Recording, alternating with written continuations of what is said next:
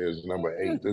This is more of an in-state rivalry between Wake Forest, Duke, University of North Carolina State. When you have in-state rivalries, it's bigger games than sometime a national game.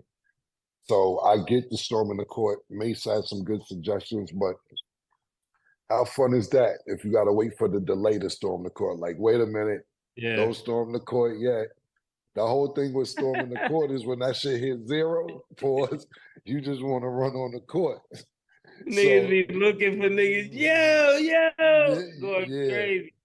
Yeah, nah, so you gotta storm the court. You gotta storm the court. Look, but it's definitely an issue to think about. I remember a few weeks ago, they stormed the court and knocked Caitlin Clark over. So, you don't want any players getting hurt, any coaches getting hurt, especially the superstars. When you knock Caitlin Clark over, niggas want to know you got to hold the fuck up now. This NCAA women's basketball, this is the face almost. You know what I'm saying? Arguably the face, depending on who you digging at the time. You know what I'm saying? But she's arguably the face of women's college football, women's college basketball, and niggas is storming the court, knocking her over. So I like storming the court, but it's definitely an issue when players are getting hurt. I don't have an answer for it. Yeah, but like you said, Killer, if you don't want niggas to storm the court, don't lose. This is true. Win. Yeah. Matter of fact, that's the answer right there. That's the whole answer. That's the absolute answer. If you don't want niggas storming the court, don't lose. Don't lose. And that's that. I definitely agree. All right. So in other news, Richard Sherman was arrested on suspicion of DUI. What did you guys think when you heard the news? Killer, you go. Yeah, skip driving niggas to drink up there, man. What happened when you up there, man? You up there, B? You like, I gotta deal with this red nigga. I gotta start drinking at the job, man. He said Skip got him drinking. What'd you think he was drinking, though? What'd you think he was drinking? Jack Daniels, pause. I think he drank that shit on the way to work, 5:30 in the morning. We gotta find out what time that nigga got pulled over. That nigga got pulled over at 9:30 in the morning. That'd be crazy. So what I read, I don't know if this is for sure true, but what I read said that he did get pulled over around 2 a.m. and he said that he had 2 margaritas. 2 margaritas and he got pulled over? He shouldn't be drinking at all, though. You know, shout out to the safe drivers. A lot can happen when you're tipsy. If I'm not mistaken, this isn't like his first situation as far as like drinking or having an altercation with police or domestic violence or some crazy shit. He was in some shit before, and I'm like, yo, what the fuck? Matter of fact, what's that? Let me look at this shit real quick.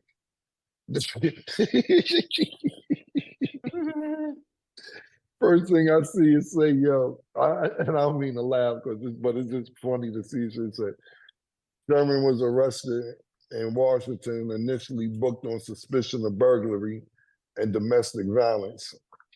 Burglary was making me laugh, not the domestic violence part. Like, burglary be sounding wild, but he has a long list. Was he stealing? Was he stealing? Yeah, I don't know. That's what I'm saying. I'm looking right here, March 22nd, plea bargain deal. He pled guilty to first-degree negligent driving, second-degree criminal trespass. This nigga, he got a little list of little drinking and driving shit, a little bit of shit here, and a little bit of domestic shit.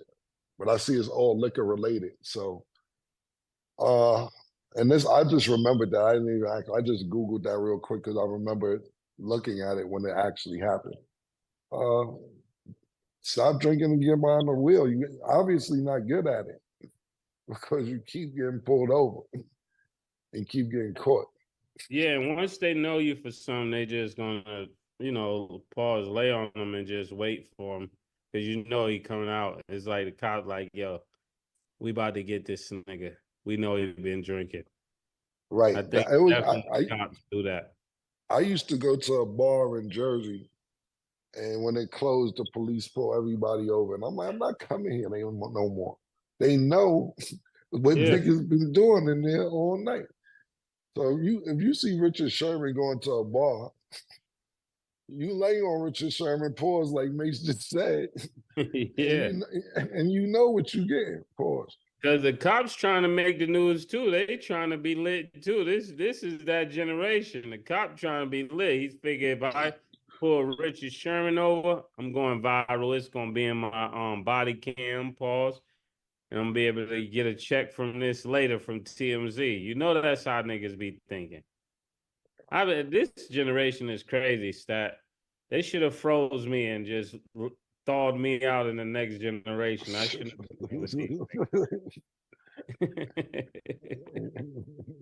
That's crazy. And honestly, to Cam's point, this is the only reason why, I brought this up because of his, previous repeated offenses. The first time he had a 90-day suspended sentence with 2-year monitored supervision, but that hasn't expired yet, which is now causing other issues. And of course, like the show still continues. So I was just curious on what you guys Are they gonna lock him up though? They ain't gonna lock him up. He still remains in custody following his arrest. So there's no update. Oh, he's still in custody. Yeah. Skip one of them niggas that one of the niggas who've been locked up the way Skip moving these days. Like, so what's it like in there? Yeah. Pause. Just want to call a nigga and put money on his books. Yeah. We got Richard from jail today. Thursday. Yeah, Thursday. Did you see the games? Yeah, did you see everybody in there getting commissary now? I got people in the jails. That's what you do, Skip.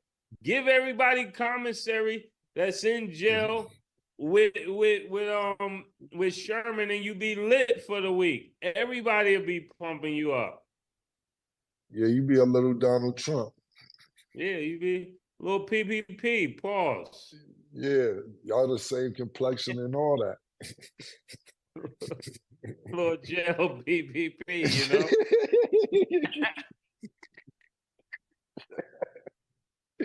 A jail for PPP is crazy. Yeah, all are crazy. Okay, let's just go to the next topic. So when asked how he measures up to SGA and Luka, Anthony Edwards says he feels like he's the better player. I know we talked about Anthony Edwards earlier, but do you guys agree with what he said? He's the more explosive player, but and he could be the better player if he work on things off the court, because that's the only thing that scares me about Anthony Edwards is just that last incident that was off the court. Just, that gets crazy. It's hard to play. I remember I said this early in the year when it was Damian Lillard, and I was like, yo, it's going to be hard to play going through a divorce. And y'all was like, no, this and that. And we're kind of seeing that. But I'm always right. Go to Cam. Let Cam give you an explanation, because I'm always right. Cam, what do you think about this? Will Chamberlain had 100 points with 10,000 bitches. He said.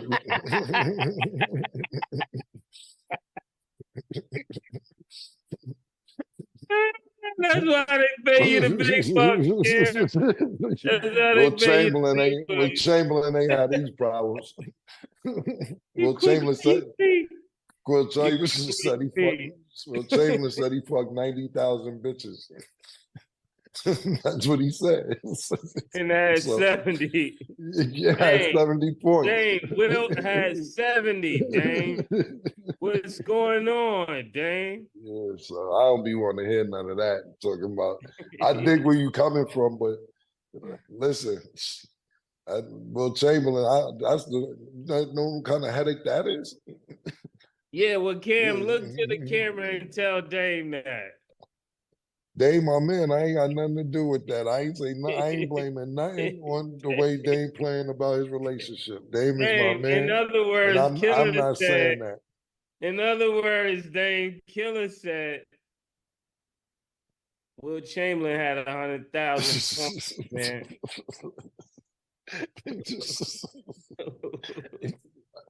First of all, I did not say that.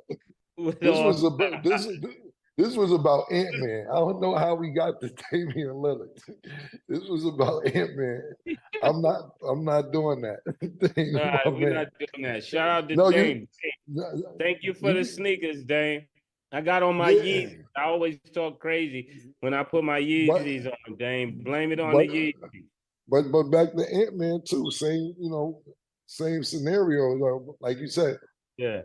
to me, that situation doesn't scare me. And I dig what you're saying. Anything off the court could hinder your image, what you think about. Same way Stat was just talking about Wemby going to bed early, reading books. They try to, make you this clean cut guy. And Yeah. with me, with Ant-Man, to be honest with you, for a person in his position, pause, at this age in his life and the money he's making, uh, and they 7 bitches, he got caught slipping on one joint. You're right. It was one joint he got caught slipping. Ain't like he all over the place. 235 million, he fucked up. Look, I'm not here saying no names or making nothing like that, but niggas made lemonade. The Yeah, songs. niggas made lemonade. Yeah, like yo, you know what I'm saying? Like niggas get You're caught right. up one or two times. Be like, yo, I Yeah. wowed out. I wowed out. Yeah. So I don't think, as far as back to the actual question, I think Mace is right about working on his game more. But as far as that's a great debate because it's about who you like and what kind of game you like. Yeah, if he get a consistent 3, he's by far the best player.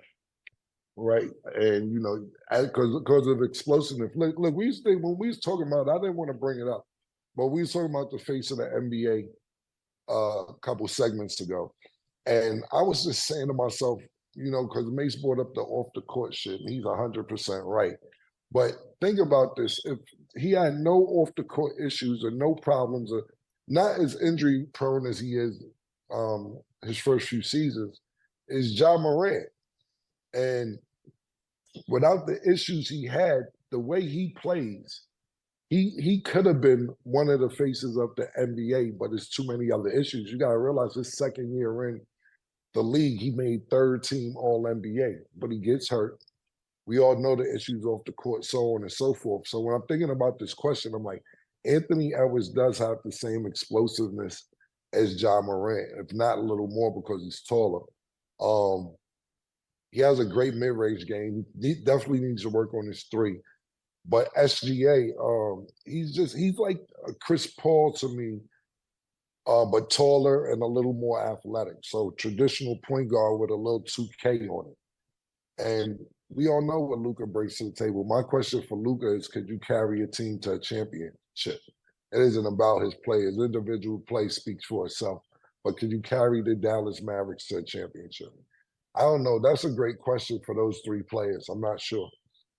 Yeah, I mean, to me, the face of the league is going to be whoever get to the chip first. That's normally everybody that was a face of the league got a chip. Yeah. When I think of face of the league, my type of face falls of the leagues was like Magic Johnson, Isaiah Thomas. Anytime they was winning chips. So whoever win a chip is going to be the face. So we don't even have to worry about that. We ain't got to try to make Wemby it. Wemby better start winning if he want to be the face, because nobody losing consecutively going to be the face of the league. Now, if they get You're Clay right. in San Antonio and Dame Lillard, they might, they're gonna need somebody else in San Antonio. Yeah. Probably Russell Westbrook and Klay Thompson will be headed there. Guess we'll find out and see. And then the last question before we wrap. Jimmy Butler is one of 5 players suspended in a Heat versus Pelicans fight that took place during the game on Friday. Did you see the fight? And then do you think the suspension was fair? Where's all these fights coming from, man? What's going on with niggas? These niggas, wait. Killer, what you think about this, man? I didn't see the fight. I seen clips of the fight. Let me stop now. I didn't see the whole out brawl. I seen clips of it.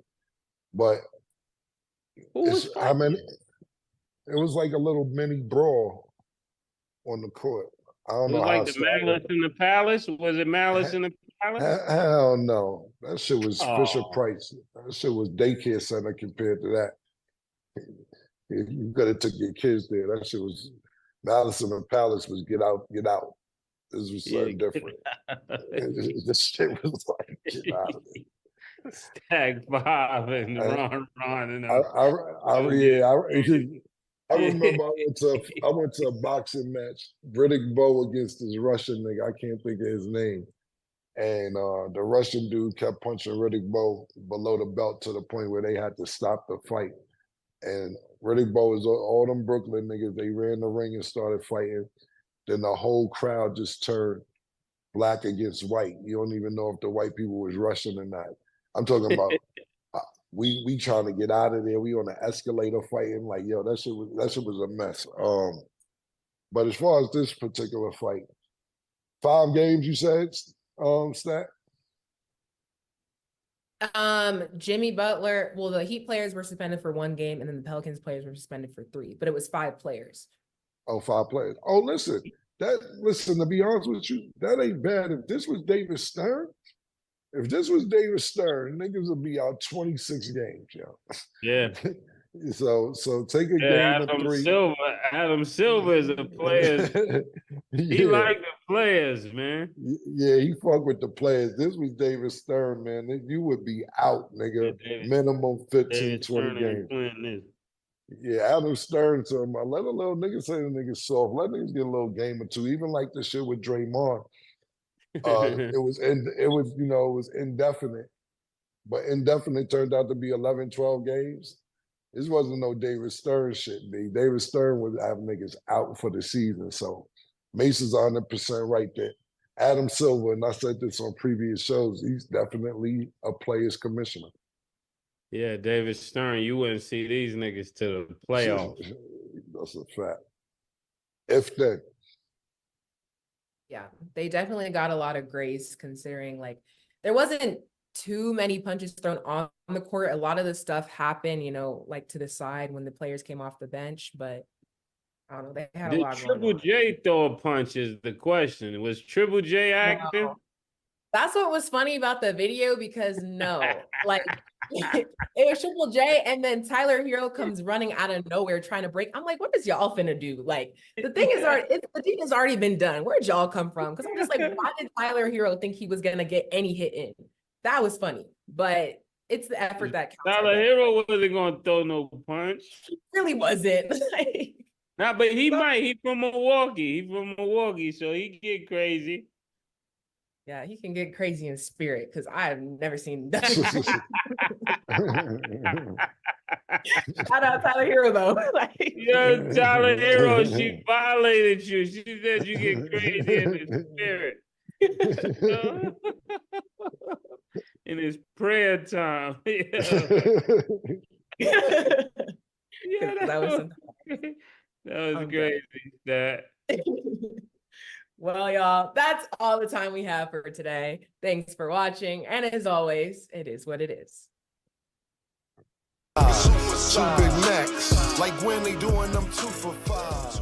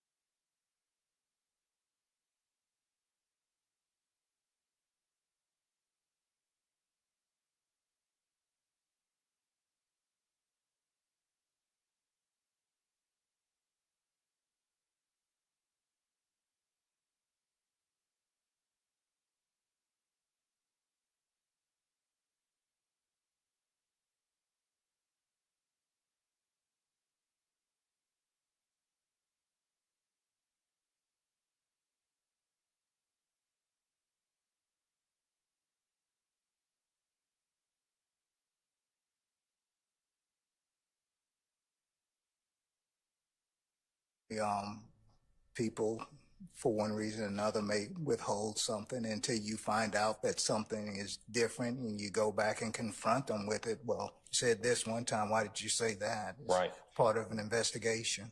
And as a homicide investigation, you're investigating murders, correct? Yes, You're not generally investigating false statements, correct? that is correct. And that's probably the reason that you make a decision not to make an arrest on a false statement, correct? I stand the objection. Nothing further. Thank you. Anybody else? Yes, Mr. App. Thank you, Your Honor. Detective Calhoun, good afternoon. Good afternoon, sir. My name's Jay App. Nice to meet you. Did your investigation in this case, it did not involve Mr. Diamante Kendrick in any way, shape, or form, isn't that correct? I'm not even familiar who that is, sir. Do you know this man in the white sweater sitting next to me? No, I don't. You don't know him at all? I don't. Thank you. No other questions. Anything further from anybody? Any redirect from the state? No, Your Honor, thank you. All right, may Detective Calhoun be permanently or temporarily excused as a witness? Thank you. All right, retired Detective Calhoun, thank you for your patience with us. I'm going to permanently excuse you as a witness. You can go about your other duties and avocation and retirement. And please don't discuss your testimony with anybody except the attorneys in this case, okay? Yes, thank you. Thank you, sir.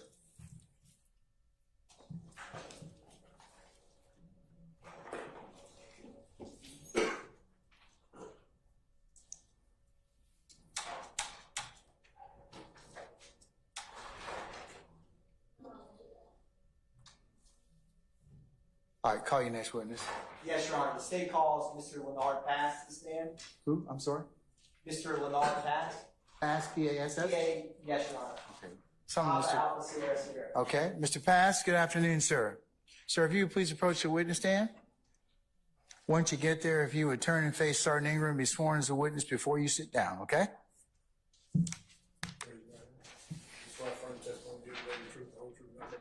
Yes.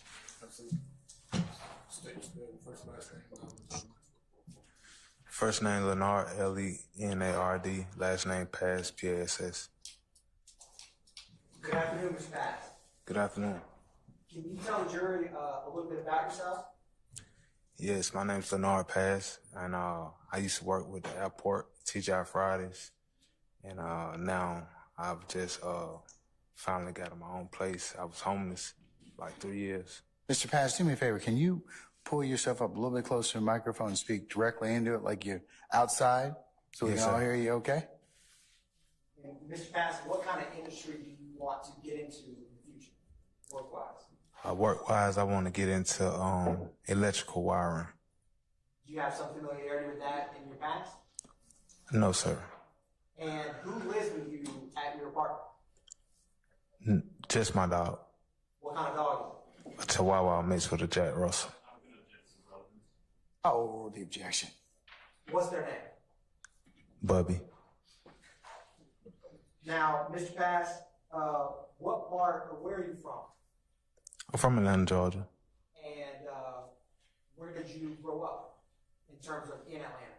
I grew up off of Cleveland Avenue near Mount Zion Road, And where did you go to high school? South Atlanta High School. How did you like your neighborhood growing up? It was nice and friendly. How did you like your neighbors? They were friendly. Now, did you ever live, or sorry, turning back to September 11th of 2013, where did you live at that period of time? At that time, I lived in Somerdale Commons. And roughly, how long did you live in Somerdale Commons? About a year to 6 months. And was that homes, apartment complex, what was it? It was an apartment complex. Now, how many entrances are there to the Somerdale apartment complex? Only one. Is there a gate there? Yes, sir. Your Honor, the state's going to publish what's already been admitted as 11 Charlotte. All right. Pass. So there's going to be a photograph that comes up. Now, you've got a screen to your left, and you've got one behind you. Whichever one you're more comfortable with, you use, all right? Okay. Do you recognize that, Mr. Pass? Yes. And is that the gate that you were discussing for the apartment complex? Yes, sir. Now, would you need a code or a key to get through that gate if it was closed? You would need a code. And if someone was to get, say you had a friend visit you and they wanted to come visit you, would you be able to buzz them in, or how would that work? You have to buzz them in. I'm going to publish what's also been already admitted as 12 Charlie, another photograph about to populate Mr. Pass. Now, do you recognize that photograph? Yes, I do. Is that how the gate would typically look? No, What's different about it's off the rail. it? And in this gate, would you enter, if you were entering the apartment complex, would it be the right side? Yes, it would be. And if you were exiting, would it be the part of this photograph that's closest to us? Yes, sir. I'm going to publish what's already been admitted as 2 Charlie. Another photograph is going to pop up Mr. Pass. Now, using this gate, is this the gate you were just talking about, the front gate? Yes. How would you get to your building where you live there if you were to enter this gate? You would come in and back to the right. Now, was there assigned parking spots here, or was it park wherever you want? Pretty much park where you want. Okay. Now, I'm going to publish what's been admitted as State's Exhibit 110 Charlie. Or actually, sorry, Mr. Bass, I got to actually show you this. So, I'm permission to approach, Your Honor. You may. Have you shown that to defense counsel already? They have a copy of it. I'm happy to show them currently. All right.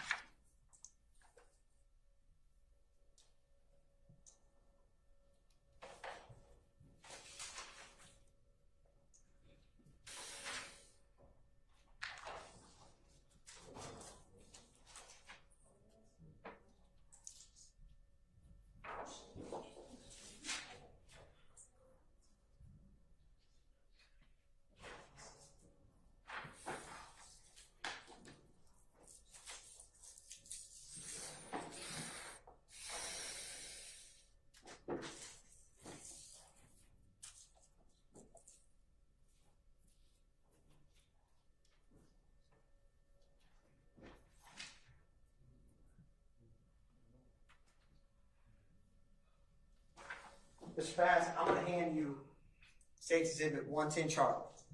Can you take a look at that? Yes, sir. Do you recognize that, Mr. Bass? Yes. How do you recognize it? It's the apartment building we lived in. And is it a fair and accurate depiction of the apartment building that you lived in? Correct. Your Honor, at this time, the state's going to publish State's Exhibit 110 Charlie. Or, sorry, admitted to evidence 110 Charlie. Any objection, states 110 Charlie? Objection. All right, states 110 Charlie is admitted and may be published as you see fit. Now, Mr. Bass, I'm going to ask you a small favor. So, I got this pointer behind us. And so, I'm going to hand this to you. Can you do me a favor? And I'm going to have you use that with this larger one up top. Yes. Can you show the jury where do you see where the apartment that you lived in the Summerdale apartment complex in this photograph?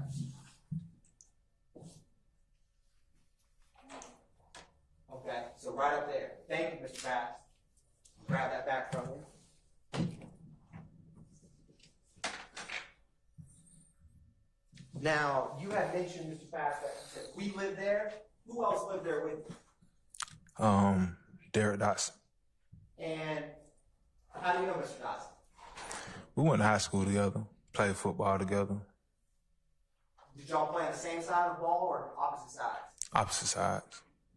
Was he offense or defense? He was offense. Were you defense? Yes, sir. Did you ever pick him off? A few times. All right. Now, did you know him from playing sports and growing up and going to high school? Yes, sir. How long did you know him? Roughly. Ever since Little League. And do you remember did he live with you for most of the time that you lived in Summerdale apartment complex? Yes. Now, did he have any nicknames? One was Dirty. Did anyone ever call him Dirty Red? Yeah, they did.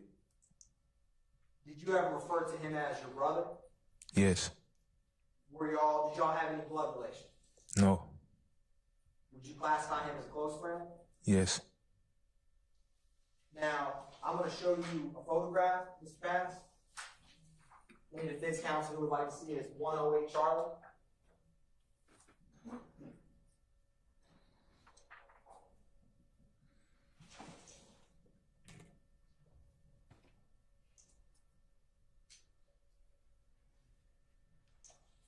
Mr. Bass, I'm gonna hand you another photograph, all right? Okay. Do you recognize that photo, Mr. Bass? Yes, I do.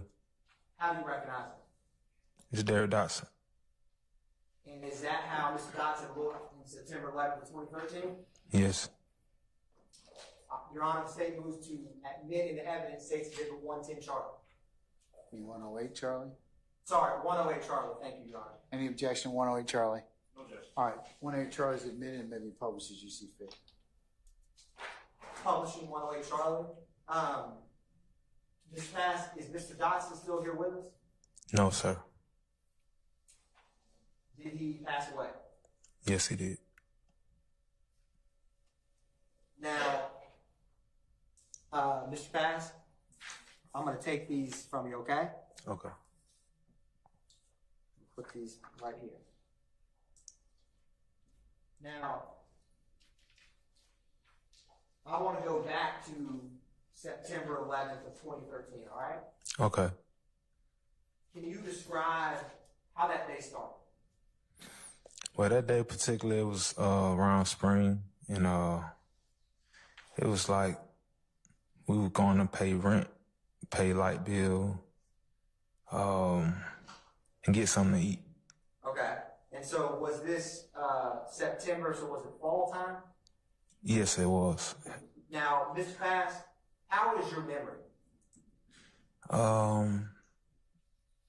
I guess I can say it's not that good. Why is it not that good? I mean, I had like a concussion when I played football once. Okay. Do you have trouble sometimes remembering details? I stand the objection. How are you at remembering specific details, Mr. Bass? Some things I can remember, some things I can't. Fair enough. Now, were you with Mr. Dotson that day, your friend? Yes, I was. And did he have a car? Yes, he did. And were you riding with him?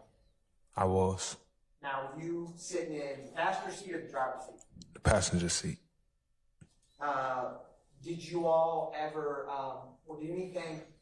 did you all ever end up back at the Summerdale apartment complex? We did after our journey. And did you mention that did y'all previously have to pay some bills? Yes, we did. Now, when y'all pulled into the apartment complex, what happened? Well, when we pulled in, we sat in the car for a while and listened to a song. And when we got ready to get out of the car, I just remember Dirty going to the side like, whoa, whoa, whoa, what's going on? And I looked, and there was somebody at my car door on my passenger side where I was sitting. And I looked, and I tried to hurry up and get out the car. And that's when I hear a gunshot go off. And I tell Dirty, I say, run, run. And he looked, and he couldn't get away from the dude, and he just took off running. And shots was going off. So, Mr. Bass, thank you for sharing that. I want to break this down. I'm going to publish what's already been admitted as 78, Charlie.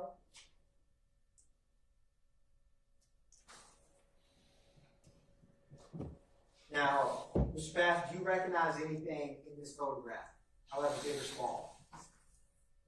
The tassel in the car. What do you recognize about that? It's the same tassel from the high school I went to.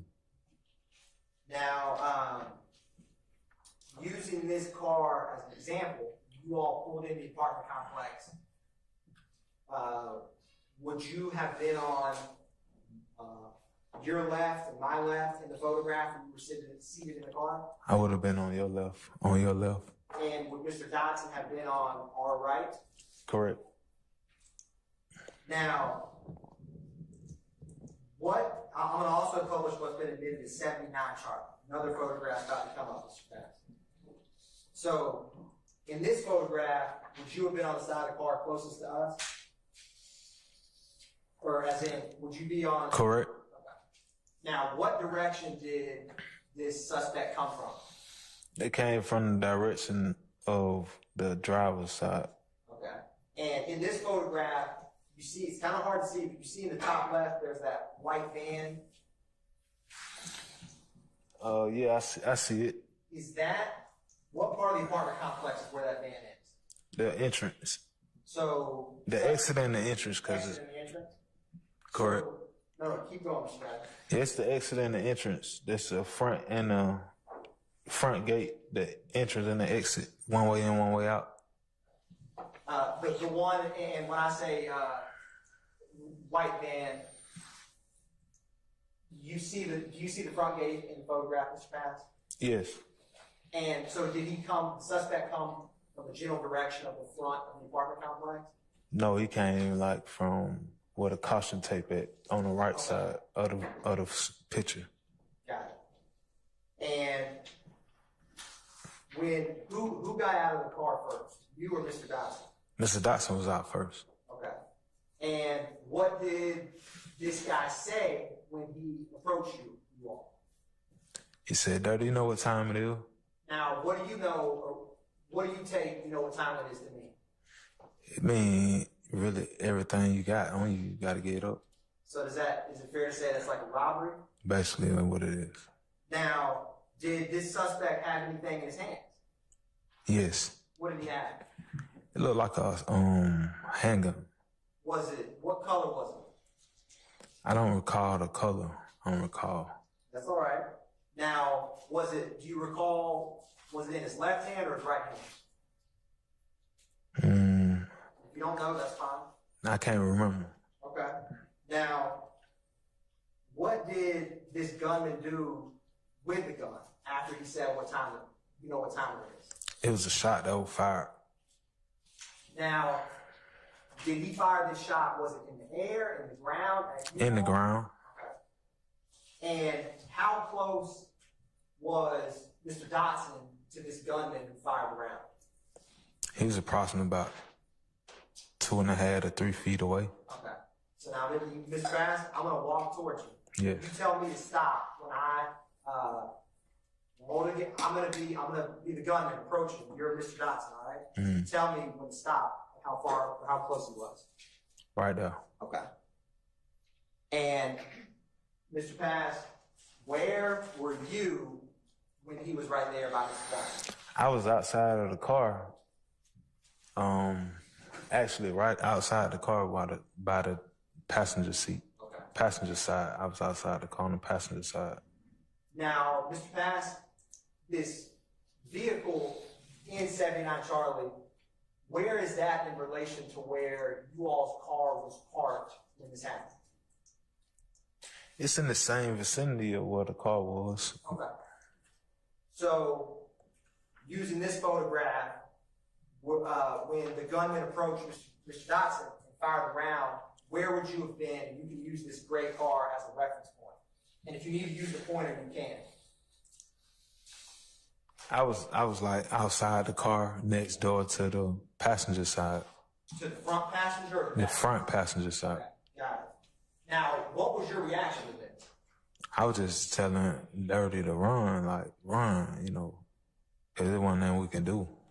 Now, was this nighttime or daytime? It was around like 3 o'clock, maybe from noon to like 3 o'clock, afternoon time. And was it a sunny day, a rainy day, a cloudy day? It was a Sunday. Did this gunman who approached, did he have a mask on?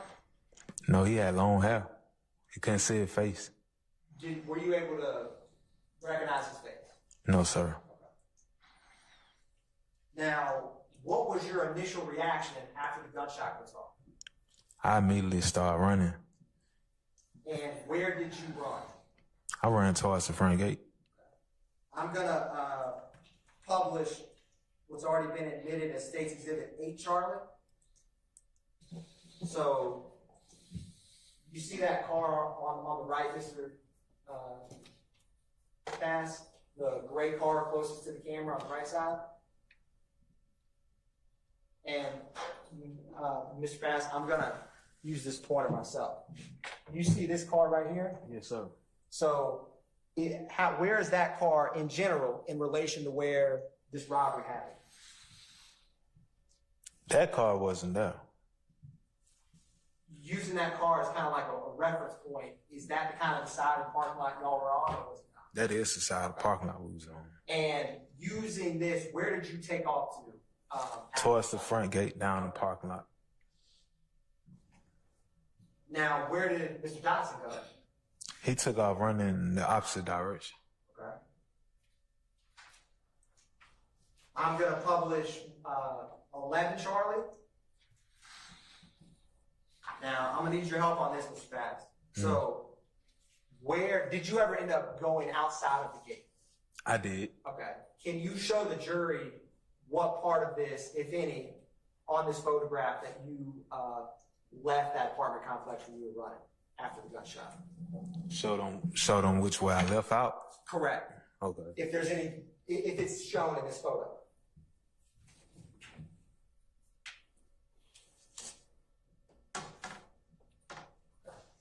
Now, is that a part of the gate that leads to the sidewalk? Correct. Okay. Now, once you got passed through there, did you hear anything else? It was about 3 shots, but after I got past that, I didn't hear nothing else. Now, when these 3 shots, where did it sound like they were coming from? Behind me. And how close did it sound like they got to you? All of them were real close. How did you react to that? I was astonished. I wasn't shot, you know. Has anything like that happened to you while living in Summerdale apartment complex before? No, sir. And where did you, once you got through this gate, where did you end up running to? I ran towards the gas station by the McDonald's. Is that the BP? Yes. Now, I want to ask you a couple questions, Mr. Pass, all right? Mm-hmm. So, after this was all over, do you ever remember speaking to any police officer? I do. Okay. Was it a detective? It was. Were they with Atlanta Police Department? Yes, sir. Now, I'm going to ask you a couple questions. If you know them, let me know. If you don't, that's fine too, all right? Okay. So, do you remember speaking with this detective, this Atlanta Police Department detective on September 18, 2023? Say that date again. September 18, 2023? I do. Okay. Now, when you spoke with this detective, was this armed robbery fresher in your mind or not as fresh in your mind as it is today? Objection to the characterization of an armed robbery. I sustain the objection. Mr. Pass, did that suspect approach you with a gun? Approach you and Mr. Dotson with a gun? Correct. Now, did you ever come to learn if anything was taken from that vehicle? Objection to the hearsay. No. I'm overrule the objection. Now, when he, what did you think that armed gunman who shot at you was after?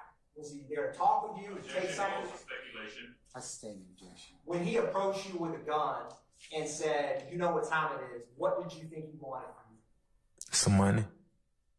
Did you think he was trying to rob you while armed? Yes. Would you call that an armed robbery? Yes, sir. Now, Mr. Pass, I'm going to keep going, all right? So September 18th, you're talking to an Atlanta Police Department detective, all right? Mm. And I'm going to ask you a couple things if you recall telling me, okay? So, do you remember the address of these apartment complexes? No, I don't remember. Okay. Do you recall telling the detective that Objection leading. I sustain the objection. Your Honor, may I approach? I'm trying to lay a foundation for a prior inconsistent statement. Can I respond, Judge? I respond? Yes, you may. Yes, the witness has not indicated he doesn't remember. The witness has not indicated I it. sustain the objection. Thank you. Your Honor, may I approach with a case? You need to lay a foundation, Mr. Atkins. Yes, Your Honor. All right. Mr. Pass, Yes. do you remember when you spoke with that Atlanta Police Department detective, were you truthful in what you told I was. him? And was the circumstances of this day, when this gunman approached and shot at you, was your memory of those events better on September 18, 2013, or as you sit here today? It was better then. And so, is there some things today in terms of details? Is there any things that I've asked you thus far that you do not remember? It has been. If some of the questions I've asked you, Detective Quinn asked you, or you gave answers to, would those be more or less accurate than what you told him back then? I understand the question. That's all right. It's a bad question. Let me ask another one. So, if I ask you some questions today that you don't know, all right? Would your answers back then to Detective Quinn to those same questions, would they be fair and accurate? Objection, ask and answer. Oh, the objection, Mr. Adams. So I'll put it this way, Mr. Bass. Is there some things, so with some of the things that we talked about today, like the details, Yes. if some of these details you don't remember today, but you talked about with that detective on September 18th, would your answers to those questions that you gave him be correct? Yes. Vague and false speculation. I'm gonna overrule it. I should say I'm gonna sustain the objection on all the grounds, Mr. Adams. Mr. Bass, when you answered the detective's questions on September 18th, 2013, did you tell him to the best of your memory, did you answer his questions to the best of your memory as you had it back then? Yes, I did. Do you recall, or what is the address of the apartment complex, Mr. Bass? I don't remember the address. Do you recall telling the detective on September 18th, Objection. 2013, Objection, Your Honor. that it was, Well, I'm sorry, what's the objection Same basis? objection, Judge. What's the basis? Oh.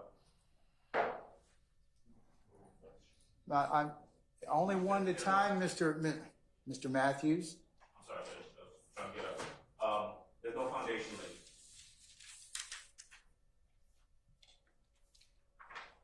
I'm gonna sustain the objection. Your Honor, may I approach with a case? You all may approach, but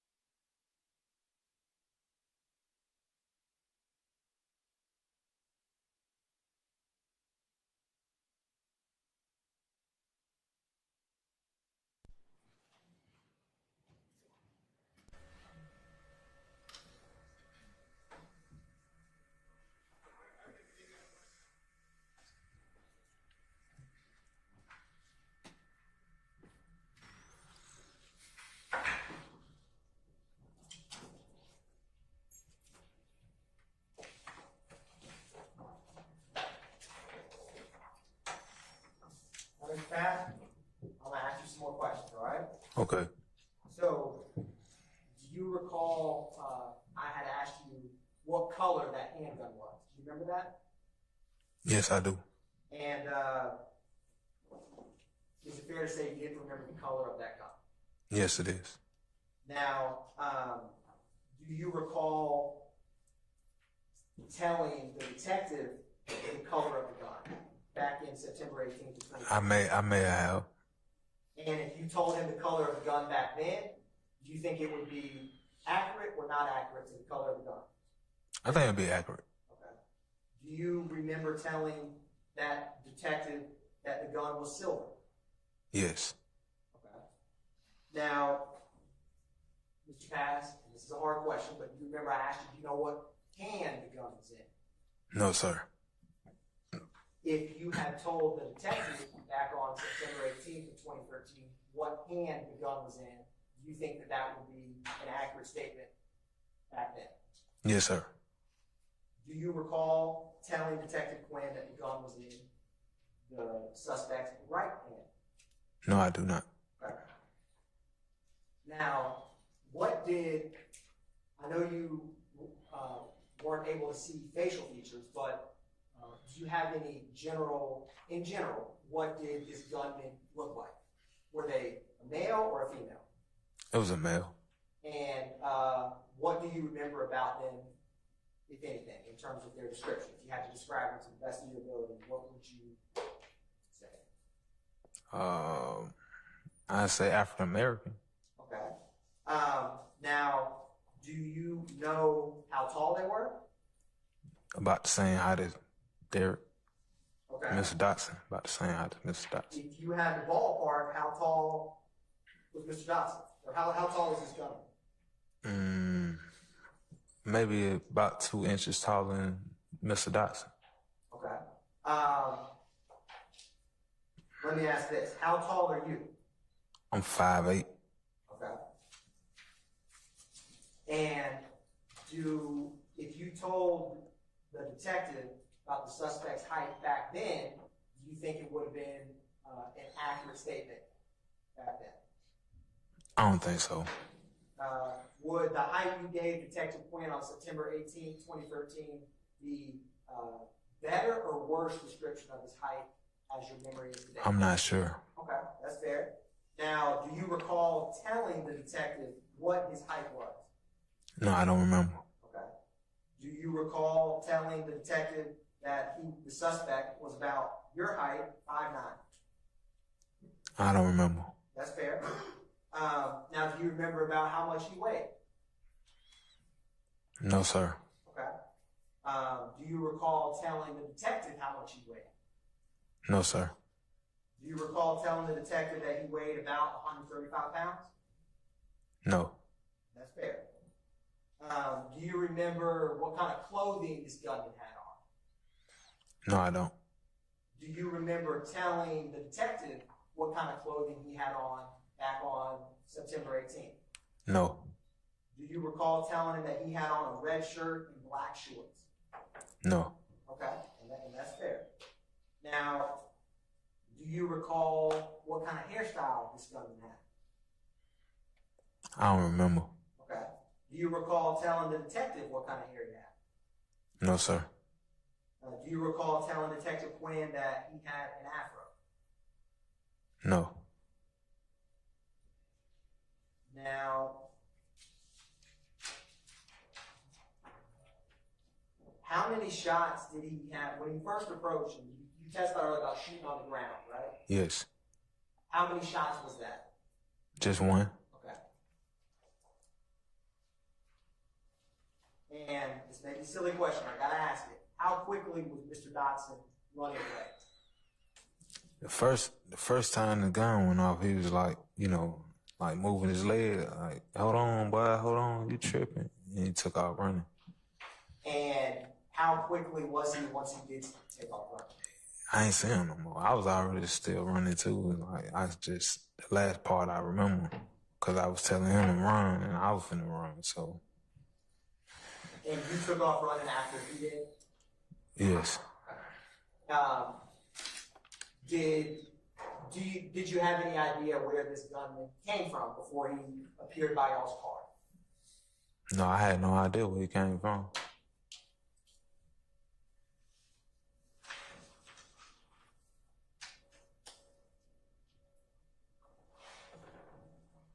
Now,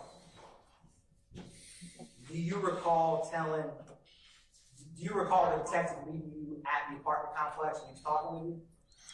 Actually, I'm not sure who the detective is, but I do remember speaking with somebody that evening, later on that day.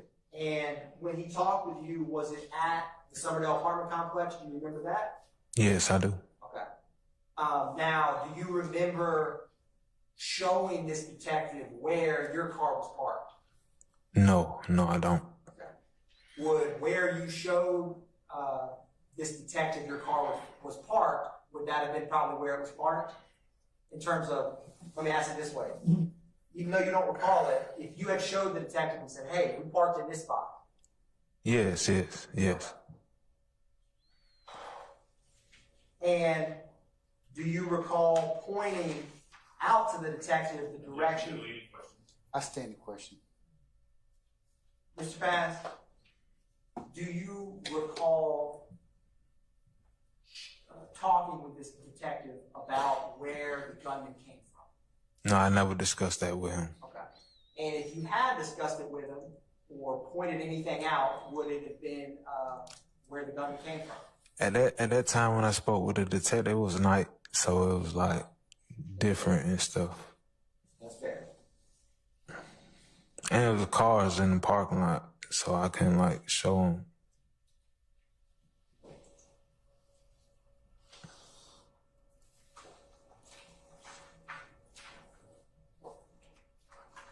One brief moment, Mr. Bass, all right? Okay.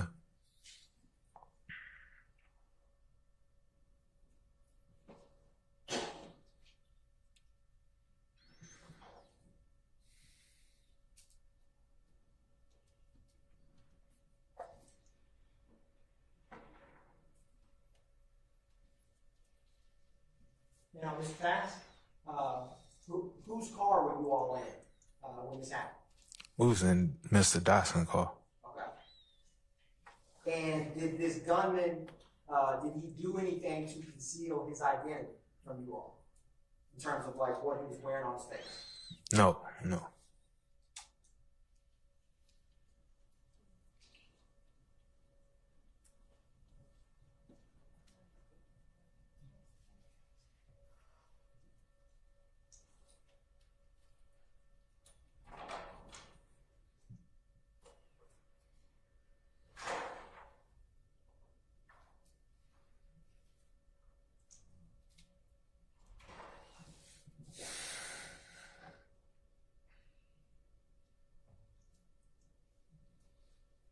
No more questions. Thank you, Mr. Ross.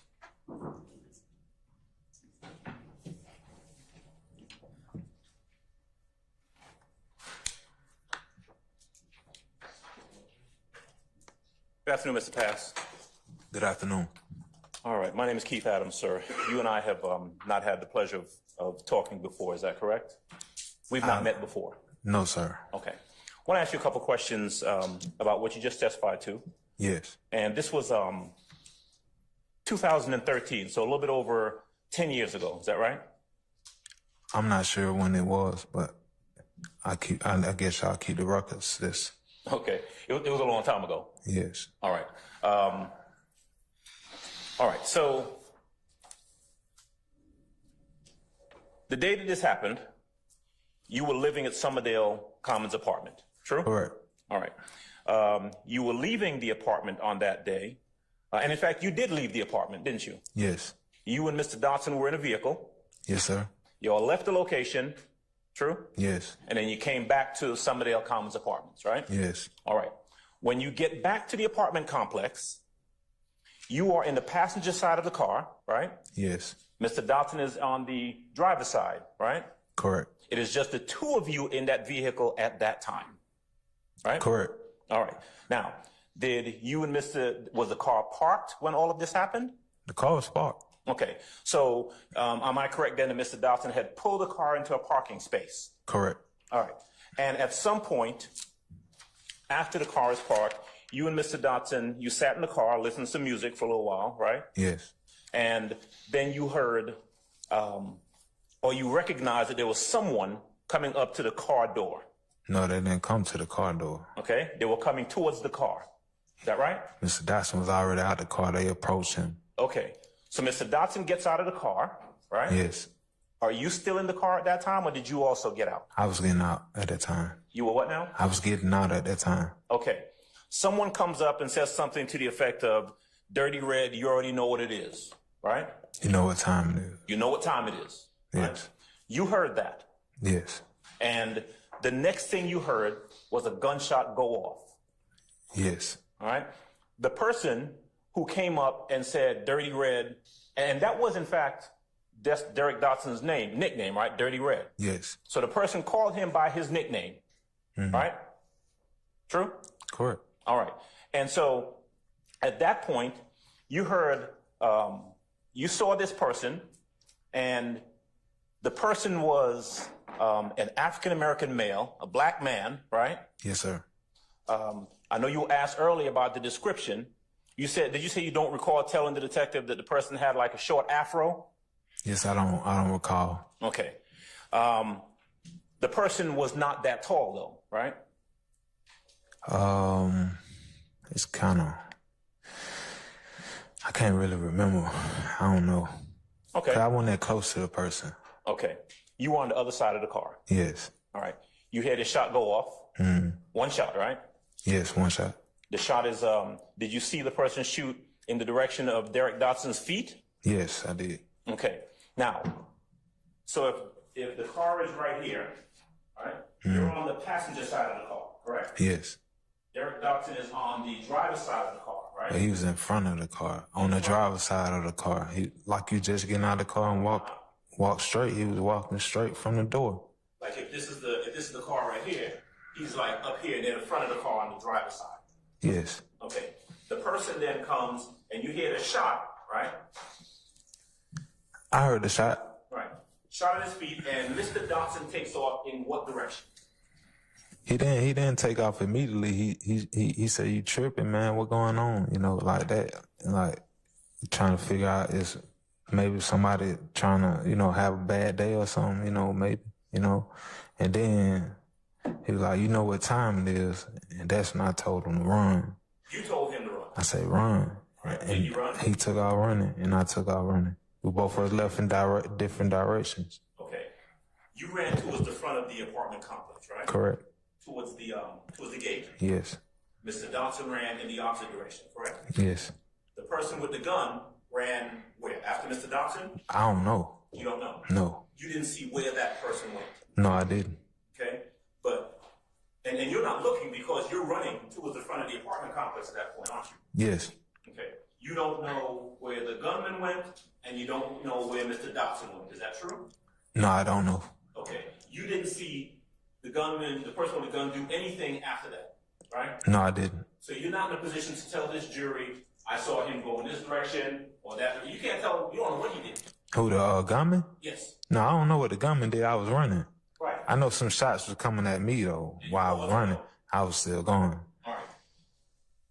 When you start running, then you hear some other gunshots, don't you? Yeah, I was gone, man. So and I need you to estimate for me, right? Okay. From the time you take off running, Mm. right, to the time you hear some more gunshots, how much time has passed? I say count seconds, about 30 seconds. Okay. Maybe a little less. Okay. So sounds like pretty close in time. Yeah. Okay. You're running. You hear some gunshots. Do you hear any more gunshots after that second series of shots? I don't recall. Okay. When you ran out the front gate, now, well, actually, before we get there, although this guy with the gun came up and said, "Dirty Red, you already know what time it is," you didn't see him take anything from Mr. Dotson, did you? He dropped the money on the ground. What money was dropped on the ground? Mr. Dotson, he dropped some money on the ground. because we were coming back from paying bills and running errands and stuff, you know. And he had cash on him. I had gave him my portion of my rent. He had cash on him. And I was just telling him we need to go to the bank and stuff, but we were getting lunch, you know, and we were gonna do it. But that's what happened soon we got out the car, and I was really upset. So your testimony is that at some point after the gunman walks up, Derek Dotson drops some cash on the ground. No, after the gunman shot at the ground, he dropped the money on the ground he had in his pocket. He said, "You can have it." Like he didn't say you can have it, but he threw it out of his pocket, like, you know, you can have it, you know. Okay. He just dropped it on the ground. And I told him to run. And I looked around and tried to see, make sure nobody else was coming, make sure I'm in the clear, and I took off running, and he took off running. Both of us left different directions. And you saw the gunman, the guy with the gun, I didn't- pick up the money that was on I the didn't ground? see him pick it up. I was already gone. Okay. All right. I want to jump ahead a little bit because you remember talking to a detective at some point after that, right? Correct. You remember the detective actually came to the apartment complex and was talking to you outside, right? Yes. All right. You remember telling that detective that there wasn't any money taken or you didn't see any money taken? I don't recall telling him that. Okay. But you certainly did talk to the detective and told him everything that you remembered on that day, right? Correct. And it was, let me see. If this happened on the 13th of September, it was about 5 days later on the 18th when the detective showed up to the apartment complex and spoke to you. That sound about right? I guess it's about in the same range. Couple days? Yeah. Okay. Now today, your recollection is that Dirty Red dropped some money and you didn't see the government pick it up, but you saw a money drop, right? Yes. Now, I want you to think real hard. And would you, after thinking about it for a while, admit that that is absolutely not what you told the detective back then? Objection, Your Honor. Basis. It's argumentative to a point even for cross. What's the impeachment? I'm over the objection. You can answer it. Want to answer again? Yes, please. Okay. After thinking about it right now, are you willing to admit that this whole thing about dropping money on the ground, you didn't tell the detective anything about that, did you? Objection, Your Honor. Basis. Willing to admit he's testifying? I sustain the objection. I don't remember. Do you know if the detective was recording your statement? When Yes, you I do remember. Was he? Yes. Okay.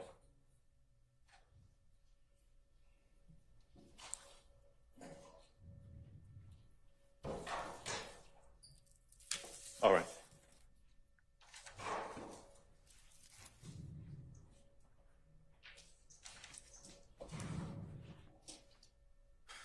Did I hear you say that you don't really have a good recollection of what the person was wearing that day, do you? No, sir. Okay, you don't remember a red shirt, No, sir.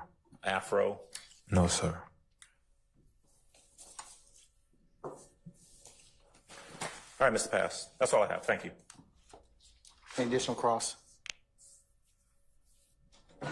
Yes, Mr. App, go ahead. Thank you, Your Honor. Good afternoon, Mr. Pass. How are you? I'm doing well. My name's Jay Apt. I represent Mr. Diamante Kendrick. Do you know who Diamante Kendrick is? Never heard of him. Do you know this man sitting in the white sweater next to me? No, sir. Does he have anything to do with this case that you're aware of? No, sir. Thank you. No other Not that questions? I'm aware of. No, I'm sorry, what was Not that? that I'm aware of. Thank you. No other questions? Anybody else? Any redirect? No, Your Honor. All right. At this point in time,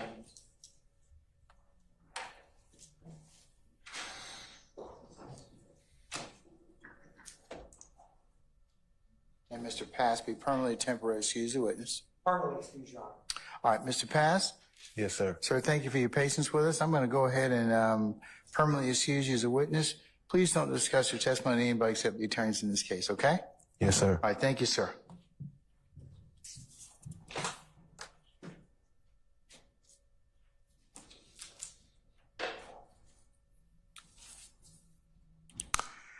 All right, call your next witness.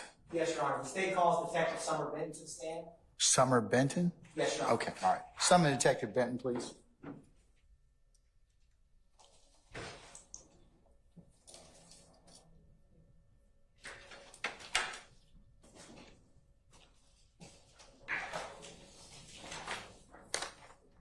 All right, Detective Benton, good afternoon, madam.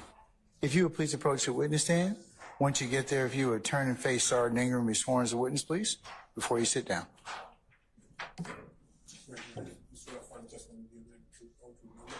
do.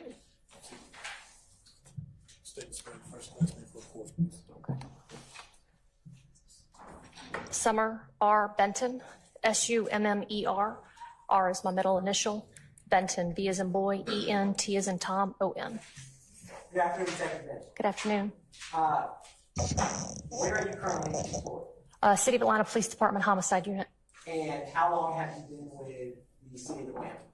over 22 years, How long have you been in the homicide unit? almost 15 years. Do you have any specialization within the homicide unit? Correct. Yes, I do. What is that? I specialize in child murders, any type of child deaths, cold cases, and complex cases. How long have you specialized in child murder? Since 2019. Now, before becoming a homicide detective, what was your role within APD? Oh, I had many roles before coming to a homicide detective. After the academy, I was an officer in Zone 5 on the streets on a bicycle, handling 911 calls in a patrol car, specialized in vehicle larcenies, when a member of an undercover team for FIT, made detective, went to narcotics for a few years, major crimes response unit, and then was transferred to, spent some time in Vice, and then got transferred to homicide. You have mentioned FIT. What is FIT? FIT is the Field Investigative Team. It's a plainclothes unit that can have readily accessible their badge and credentials. So they're not undercover, they're just plainclothes. Detective Benton, do you have any familiarity with handling firearms? Yes. Can you explain for the jury your training experience with firearms? Every year we have to go through a certain number of hours of firearms proficiency tests. And every year you have to pass in order to be able to retain your post status as a police officer and have arrest powers. So every year we go through a full day of firearms training plus an extra 4 to 5 hours on another given day. This year we're switching firearms, so we're going to go through a 2 full day of firearms. So I get firearms training at least twice a year. I venture to guess that includes loading and unloading firearms? Yes. And do you have any training of rendering weapons safe if you encounter out in the field? We have to have that training when we go to our courses. When we were at the academy, we have to be able to take our weapons apart, put them back together, be able to take them apart and clean them, put them back together with the oil. And also we go through strategic policies of how to render a firearm safe. Now, Detective Benton, do you have any training experience with preserving and examining crime scenes? Yes. Can you explain that for the jury? So well over 17 years as an investigator, one of the first things we do as once we make a detective is we go through investigator schools. I've been through probably 4 different investigator schools, DEA, FBI, GBI, and of course our own here in the Atlanta Police Department. And in each one of those, we have a course that is crime scene processing, crime scene preservation, responding to crime scenes, where we learn how to draw scenes, we learn how what can be readily identified as evidence. Basically, our motto is we'd rather have it and not need it than need it and not have it. And have you drawn crime scene sketches in your experience? Yes, sir. If you had the ballpark, how many crime scene sketches have you created for a case? Well over 100. Did you create a crime scene sketch for this case? Yes, sir, I did. Good, Judge. Can we approach briefly, please? You may.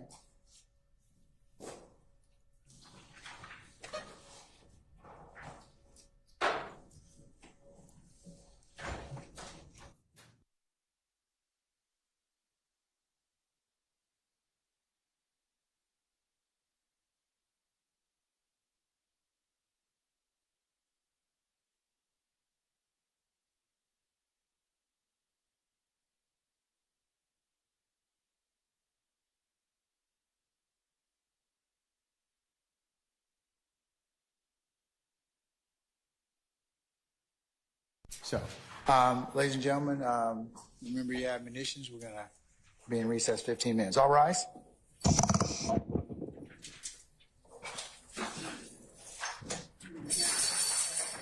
Huh? Yeah, they asked for a comfort break.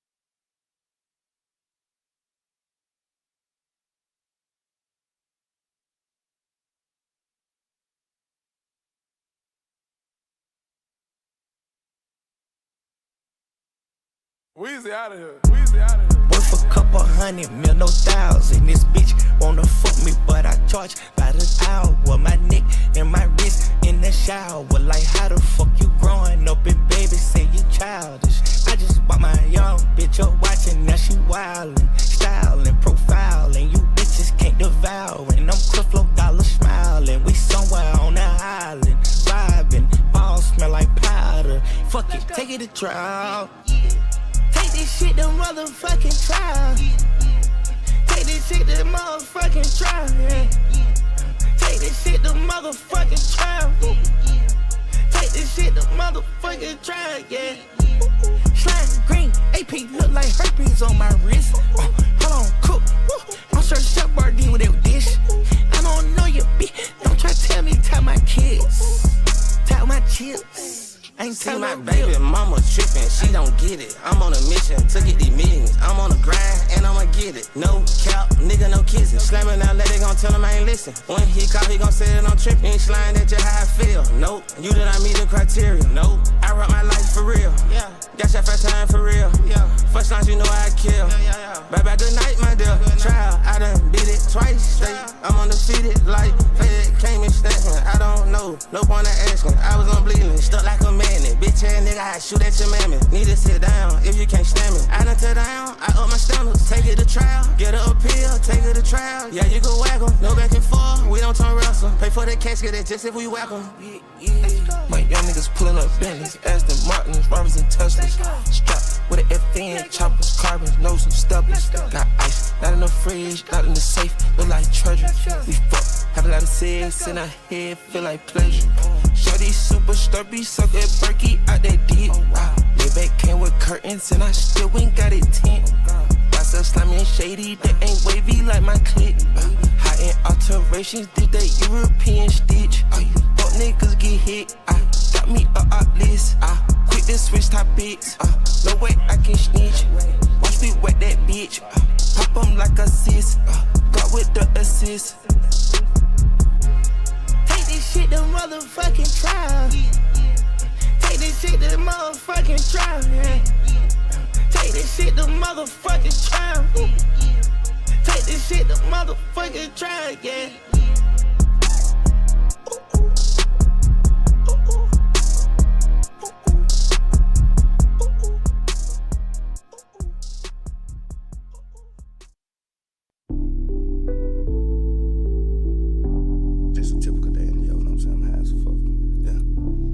Dropped out of school and bought myself a chain. I got some chains on. I must have taught myself a million things. Yeah.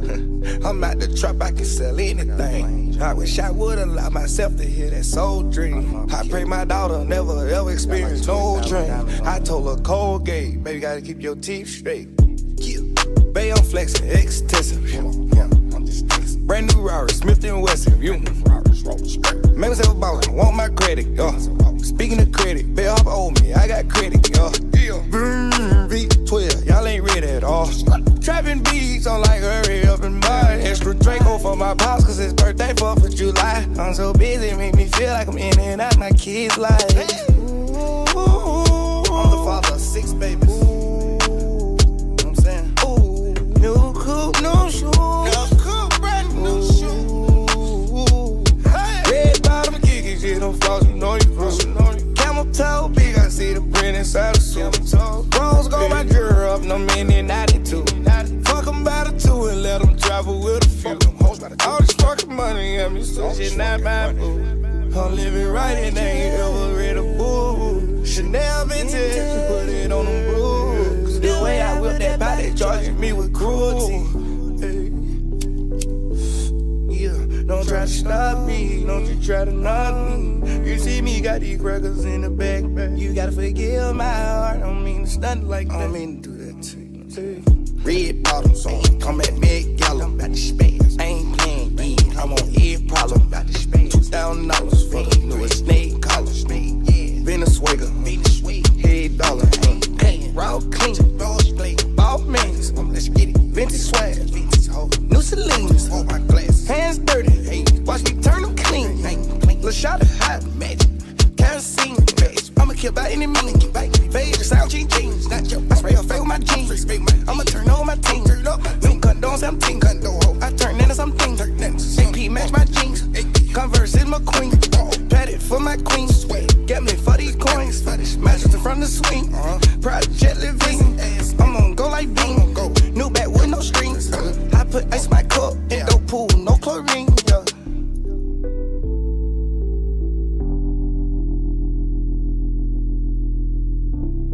Dropped out of school and bought myself a chain.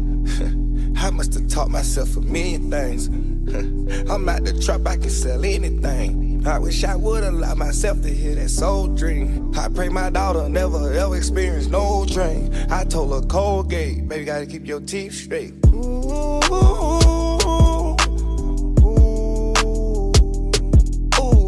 new coupe, new shoes.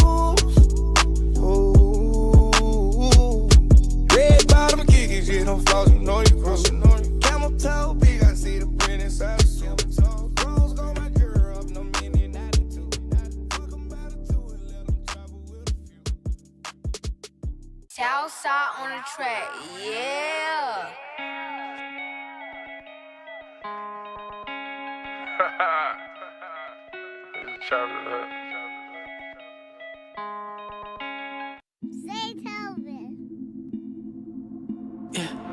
I stay afraid of my demons.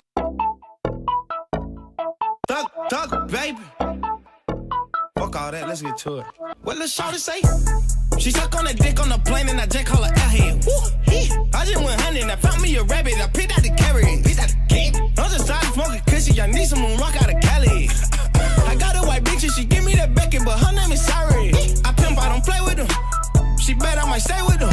Stack it up like a Lego, yeah. Homicide, you can lay with them. Got some hoes, you can slay with them. You know that we players, we're paying them. She can't be my wife, I can't lay in them. Diamonds all black like I'm racist now. Ride through the city, window tinted, AC blast. I got bitches wanna fuck me, so wrong, do me bad. I got cash in my pants, I got cash on her ass. AP dance, bitches glance, cause my diamonds look like glass. I wanna fuck her, but she play more games than the NBA. 9 in the morning, got a dentist appointment, little bitch, you can check out the dentist plate. Check it out. I got so much jewelry, baby, I got so much water, this shit like a mini lake. Fuck nigga play, I'ma send him the meeting, make a dick act off for forgetting it, babe. Chopper, end up flipping, nigga. Yeah, you better start tripping, nigga. I don't use words when I kill a nigga. We don't use phones with no silly niggas. I think I need help with my kidney, nigga. No cap, but you know I'm just kidding with you. I let this shit fly out the ceiling, nigga. I'm hot like an eye on the skillet, nigga. Did she suck on that dick on the plane and I just call her airhead. Woo, I just went hunting, I found me a rabbit, I picked out the carrot. I'm just started smoking cushion, I need some moon rock out of Cali. I got a white bitch and she give me that Beckett, but her name is Sari. I pimp, I don't play with them. She bet I might stay with them. Stack it up like a Lego, yeah. Homicide, you can lay with them. Got some hoes, you can slay with them. You know that we players, we paying them. She can't be my wife, I can't lay in them. Diamonds all black like I'm racist now. You can't take Jack, fall into this mouse trap. Riding through the bitty, got a AK on my lap. I'm not talking shit, but I'm ready to shoot some crap. If he think he wanna see me, I'ma send a Honda scrap. Lil' blood coochie though. I'm a pussy, your head, you a groupie hoe. My man with a motherfucking Gucci coat. I won't talk to that bitch, let that coochie know. Yeah, let that coochie know. Diamonds from Tiffany Co. Pay the whole $100 for those.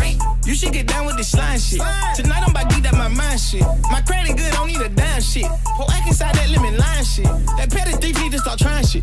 If you need help, I got some dime bitches. I cannot stay in any line bitches. I need a website for some fine bitches. She suck on the dick on the plane and I just call her airhead. Woo, yeah. I just went hunting, I found me a rabbit. I picked out the carrot. I'm just tired of smoking cushy. I need someone rock out of Cali. I got a white bitch and she give me that Beckett, but her name is Sorry. I pimp, I don't play with them. She bet I might stay with them. Stack it up like a Lego, yeah. Homicide, you can lay with them. Got some hoes, you can slay with them. You know that we players, we're paying them. She can't be my wife, I can't lay in them. Diamonds all black like on racist now.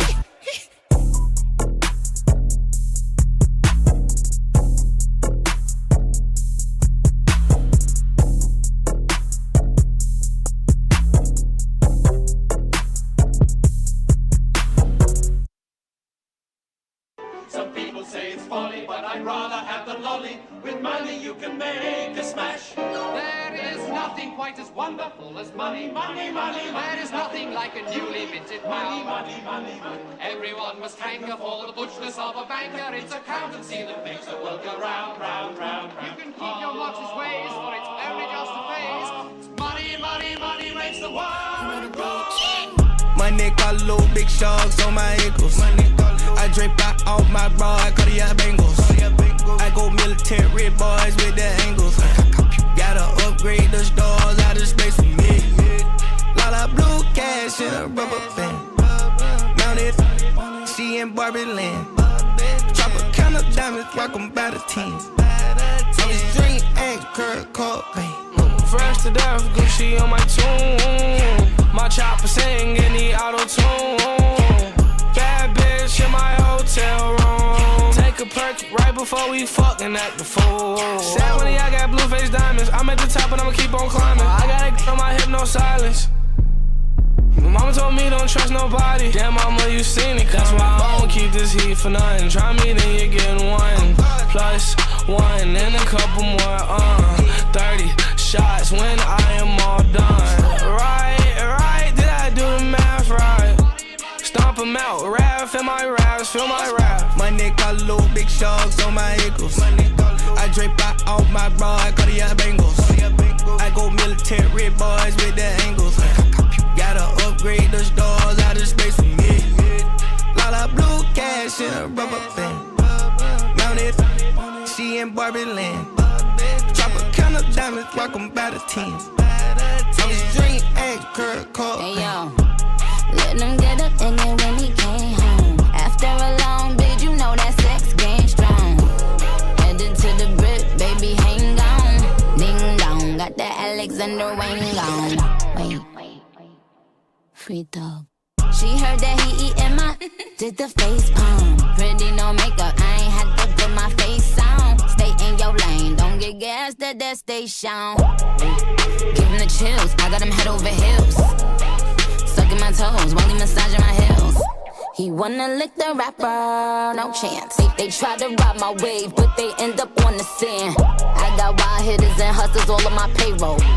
Type of niggas hit the block, move the crack in that yayo. I got wild chicas who do whatever I say so. About that dinero, so if you want me, you gotta peso. Just put a couple grand in some rubber bands. Bitches want my look, couldn't get a glance. They wonder what I grow, it's like my name was Lance. It's Barbie, bitches drop like 20 mil on Barbie land. My neck got little big sharks on my ankles. I drape out all my bra, I cut the bangles. I go military boys with the angles. Gotta upgrade the stars out of space for me. Lot of blue cash in a rubber band. Mounted, she in Barbie land. Chop a count of diamonds, rock 'em by the tens. I was dream and Kurt Cobain. Money on the dog, they go. On the sidewalk, he getting a 10 o'clock. I grow Microsoft, drink it, I said, bitch, I been a boss since a goddamn kid. Hop out on the block with it, make him do the cha-cha-cha. I wrote the drop box with your baby and I got my rocks off. She saw the shots off on me and they was Gucci. I been over in the Billy's bird and I didn't need a Gucci. I'm living life as a pimp, yeah. I put a bitch on your shrimps. I'm high in the sky like a blimp. Ooh, I cop a roll reference attempt. What's the definition of real? Yeah, yeah, yeah. When you kneel, yeah, yeah, yeah. You just showing you still, yeah, yeah, yeah. Yeah. Let's go.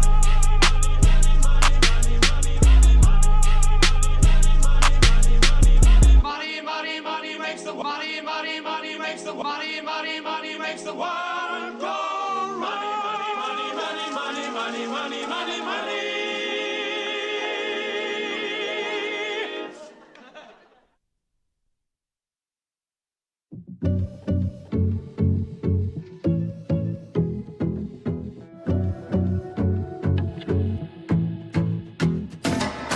Had another dream about you. These days, only thing I do.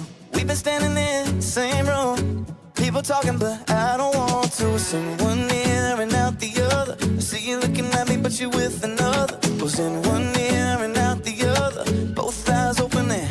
I can hear him saying, dance with me, dance with me. Play that song like baby 1, 2, 3. Come in close and give me your body. Let's take it so far, so far. There's nowhere left to go. Dance with me, dance with me.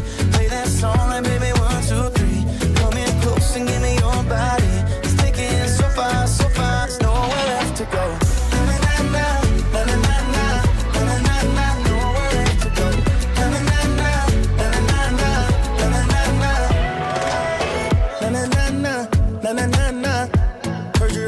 And then reply. Looked your name up in the index and I didn't know why. Had no choice but let you splurge you, baby. Yeah, I want money to buy a chopper, not no 10 speed. I moved it, baby, to this 10 speed. I wanna know if you was in me or you just saw me move my equations about that seat. Dance with me, dance with me. Play that song like baby 1, 2, 3. Come here close and give me your body. Let's take it so far, so far. There's nowhere left to go. Dance with me, dance with me. Play that song like baby 1, 2, 3. Close and give me your body. Let's take it so far, so far. This girl I got to know. Na na na na na na na na na na. Nowhere left to go. Na na na na na na na na na. Started two strangers on the back of a bus. Had a good time, had a heck of a rush. Sometimes a memory is never enough. It's never enough. It's never enough. No. Started two strangers in the back of the bus. Had a good time, had a heck of a rush. Sometimes a memory is never enough. It's never enough. It's never enough. No, dance with me, dance with me. Play that song like baby 1, 2, 3. Come here close and give me your body. Let's take it so far, so far. There's nowhere left to go. Na na na na na na na na na. Nowhere left to go. Na na na na na na na na na na. Nowhere left to go. Na na na na na na na.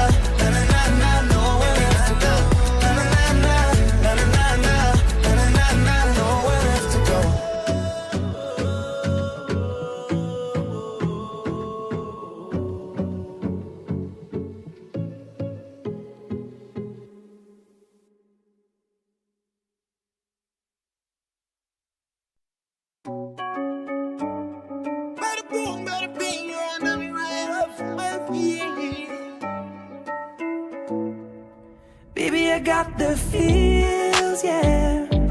Say that I'm out my mind, but it's something real, something real. Ooh, I got the feels, yeah. I would've most my life for something real. Baby, I got the feels for you. Baby, I got the feels for you. Jump into the crowd, leave your hand in the sky, babe. No hand, no nothing. Gotta trust your crowd, gotta land in the cloud, babe. You don't know why you doing this to me. I try to tell them not to do it as loud. I try to tell them not to bust it out the rap till we leave. I was thinking suicide for the rivals. I done went and bought a car with the title. Told the promoters have her on the rider. I can boost backstage at the wildest. She can play just like Poison Ivy. Baby, I got the feels, yeah. Say that I'm out my mind, but it's something real, something real.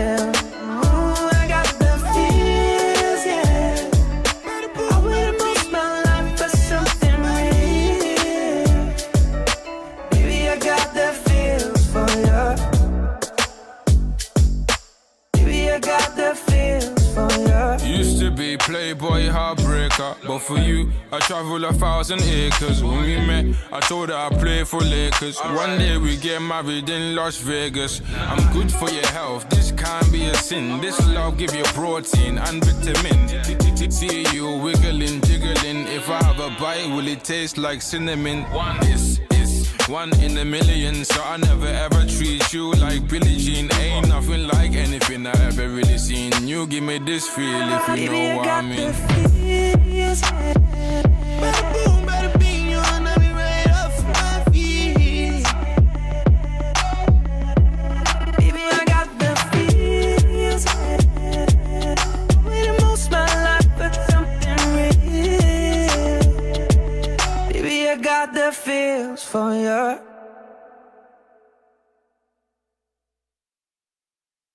And I'm gonna be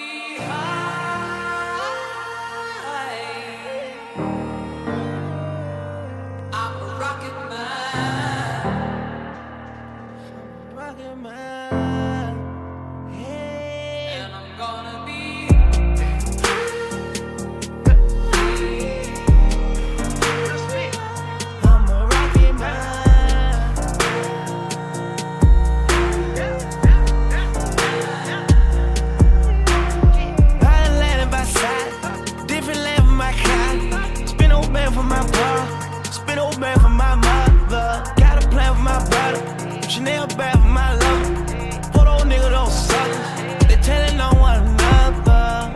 I want a train that run a train. If she want bang, just let her bang. He said he bleeding where to stay.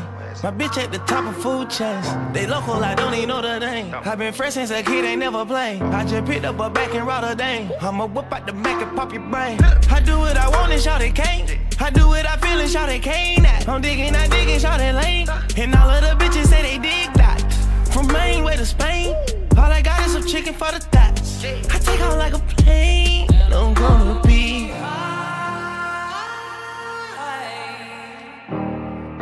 super geek, like a rocket man. Yeah, like a rocket man. Yeah.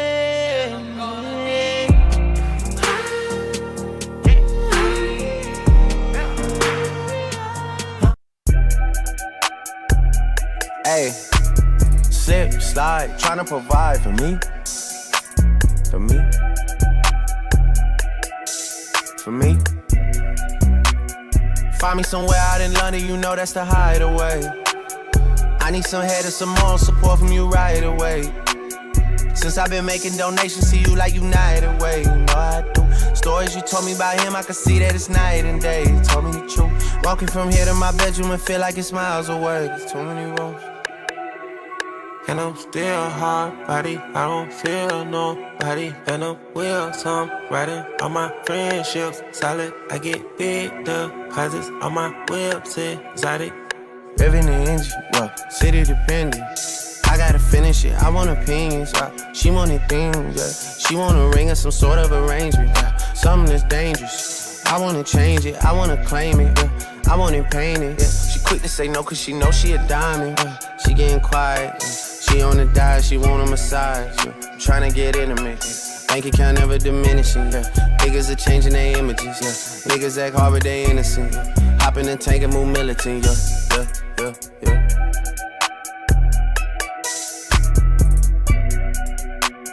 Find me somewhere out in London, you know that's the hideaway. I need some head and some moral support from you right away. Since I've been making donations to you like United Way, you know I do. Stories you told me about him, I can see that it's night and day. You told me the truth. Walking from here to my bedroom and feel like it's miles away. There's too many rooms. And I'm still hard body, I don't feel nobody. And I'm with some riding on my friendships. Solid, I get big deposits on my whips, exotic. Trunk on the engine, I'm on a mission. The Bronco 250, I'm out your division. I got them excited, know it's been a little minute. I left her delighted, made her love off a chrome. These suckers despite it, the touch is the Midas. She say fuck me and calm, I just do it like Lover but Nike. Ordered a jet for you and your friends. Show for you running that big body Benz. Got a little bit that came up from nothing. We shopping in London, they doing it big. Man, they private, but we out in public. I know we the topic for you and your kids. Ice Monopoly gon' broke, not an option. If they could've stopped it, they would've been dead. They would've been dead. She could be the wig. Don't play with my head, you test my emotions. Don't be testing my phone every day, I'ma leave it on red. Don't digging and stroking. My new bitch pussy wet like an ocean, I need a new spread. That solid one chosen. Ain't gon' wanna stay focused, I can't let them put me on edge. Put me on edge. I just bust on my wrist and this rose gold and it's an edge. I just put pointers on feds. I just counted to me and all cash and got hit from the feds. Woo. Yeah, I just told them if we played, then we stop in the growth of they dreads. I just had told with the pyramid push that I'm never gon' drive them to shit. Build a panoramic goals. We got foes and deuces toast. On the big dog of my coast. Like romantics with the scopes. Ain't telling this bitch my goals. Had a living at the Montreux. I'm a peep but a player, not pole. Yeah, I've been thinking about selling my soul. Take me out the country and drop me in an apartment. She won't see me cry. I just put macaroni cheese in my pocket and it came with the size. I just put 20 mil inside an extra. I don't give a fuck about your life. You had a buzz, but that shit was too little. I promise you never was hot.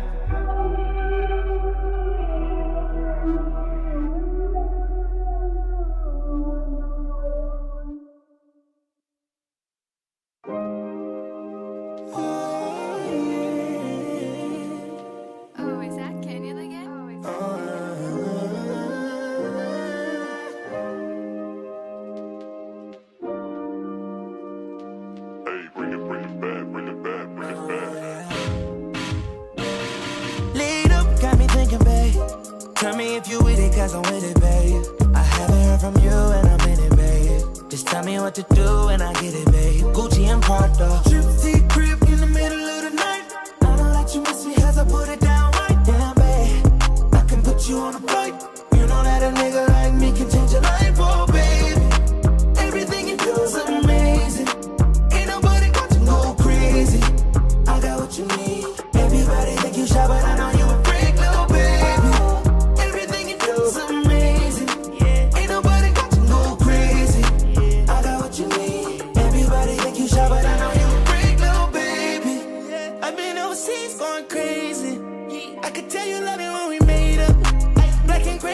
Like a radar.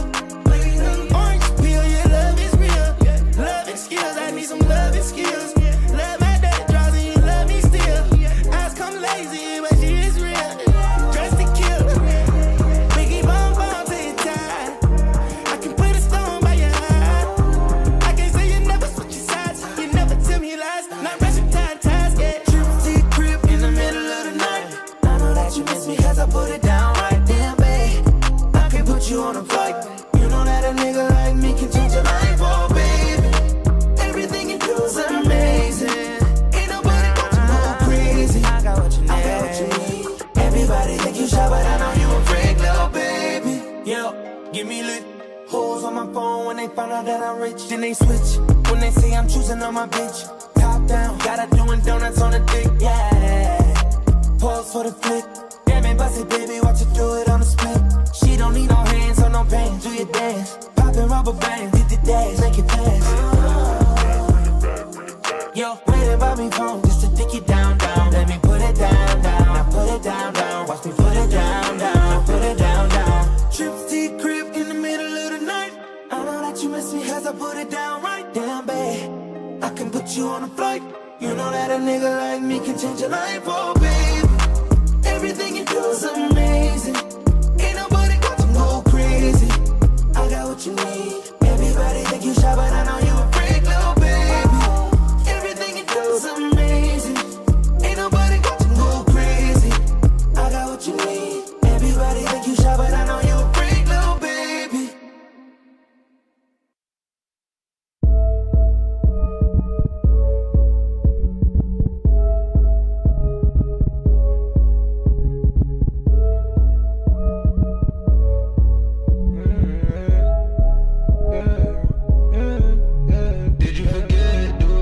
Chicago that time, my bullshit aside. Wonderful vibe, wonderful night. Did it with try. All again is you and I. Off in this club, bumping and grind. Who made it flood? You see the sign. We put out the feathers for this type of weather. She put her the club to bust up a dub. She came with a man, I called in the sub. She giving her hugs, we know about the mud. She put in my hand, don't know what it was. She knows something to fam, but don't know enough. My trust is in God we trust. Sipping on what don't do touch. She got her own fan, she need her a buzz. Might give her a chance, it's giving her. Out in the trance, it's giving her. Not on no Zans, it's giving her.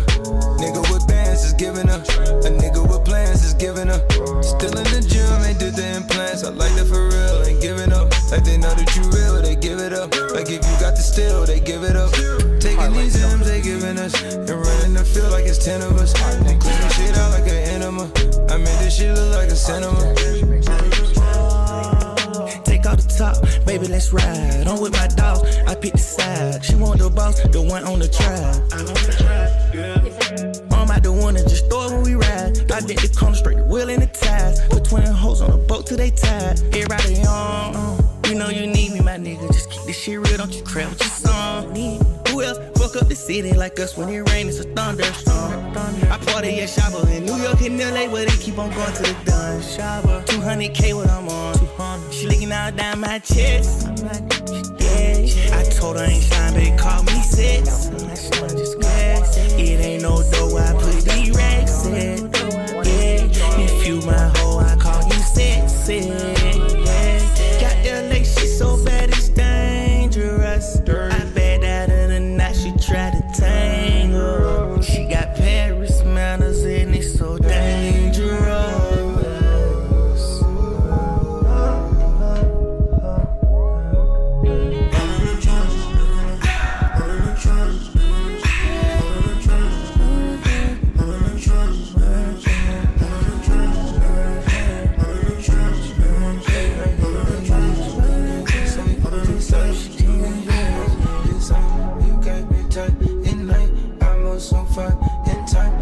So far in time, I've been whipped up in night. I've been whipped up in whip my fists up in drive.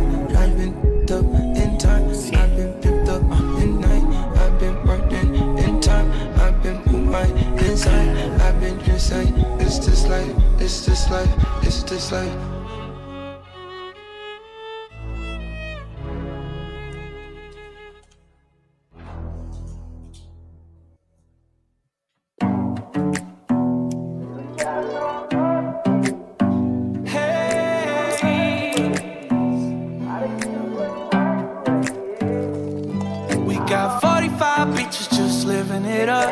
Too damn long without a sip of my cup. Saying one's too many, 100 isn't enough. Alright. Don't worry about 12.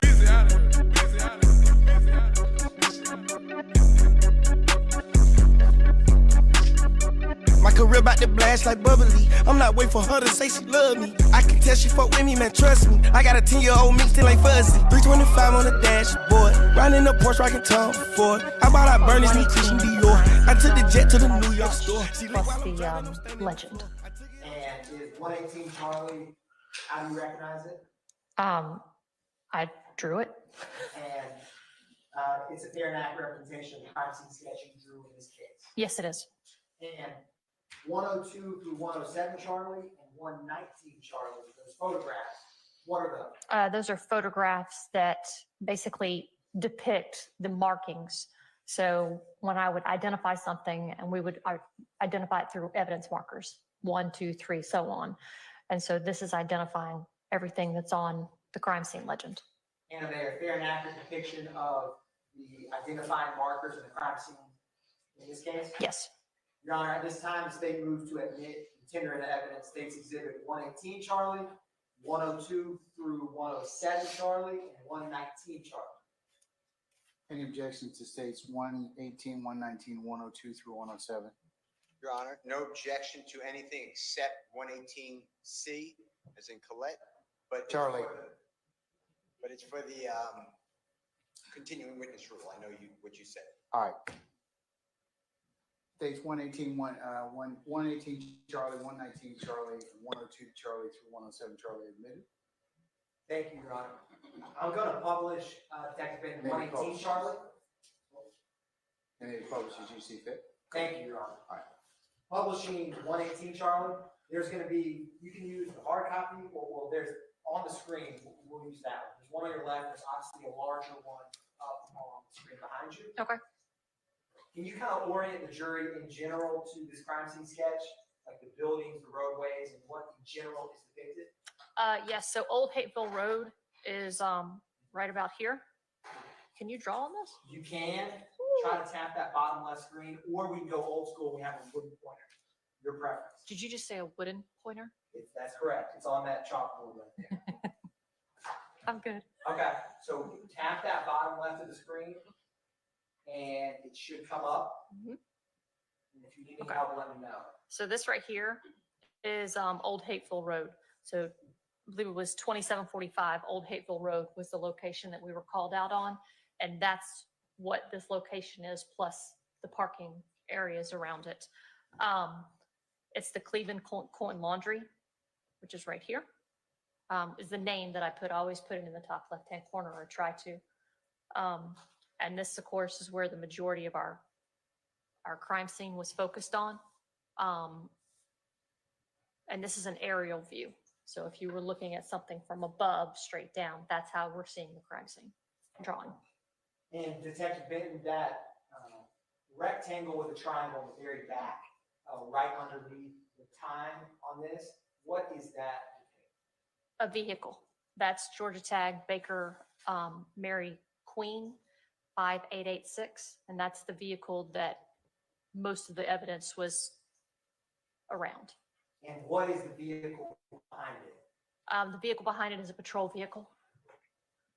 Now, I want to walk through these items and kind of rotate between the crime scene sketch and the photographs. I'm going to publish 119 Charlie. Oh. All right, Okay. There should be a way to clear it. There we go. So Detective Ben, what is, in general, can you kind of explain for the jury, how do you decide what is placard number 1? Okay, so I'm extremely particular about my crime scene. So when I was asked to take control of this crime scene, I try to put whatever's the beginning of the crime scene, which is the center of the crime scene. And this particular crime scene, it was this vehicle. So we evidence marker, the vehicle is actually evidence marker 1.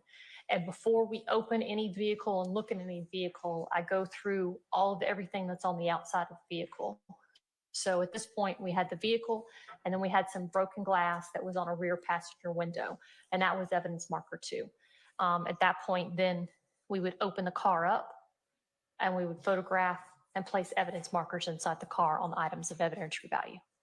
And so if you were working, say, a homicide case, where would you put placard number 1? Normally, if the deceased's body is still there, we would put placard number 1 as the deceased body, and I would work my way out from there. And so in this case, why did you put placard number 1 as the vehicle? Because that was the biggest piece of evidence and where all the evidence was located after I did my walkthrough. So we made the vehicle number 1. And what is placard number 2 there depicted in 119 Charlie? Placard number 2 actually is showing you the broken back window of the vehicle. And why did that stand out to you? Because all I was told was, well, there was no other windows broken. So when I got to the scene, I knew there was an incident that had happened. And of course, homicide got called. I was not the lead detective. I was asked just to process the vehicle. And since vehicles don't come out of the manufacturer with broken glass, we knew something most likely had happened. There was glass other places other than just there.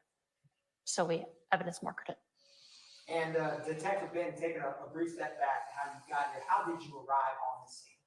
I was on duty and the homicide unit was called. The officer involved shooting team, which we had back in 2013, responded to the scene.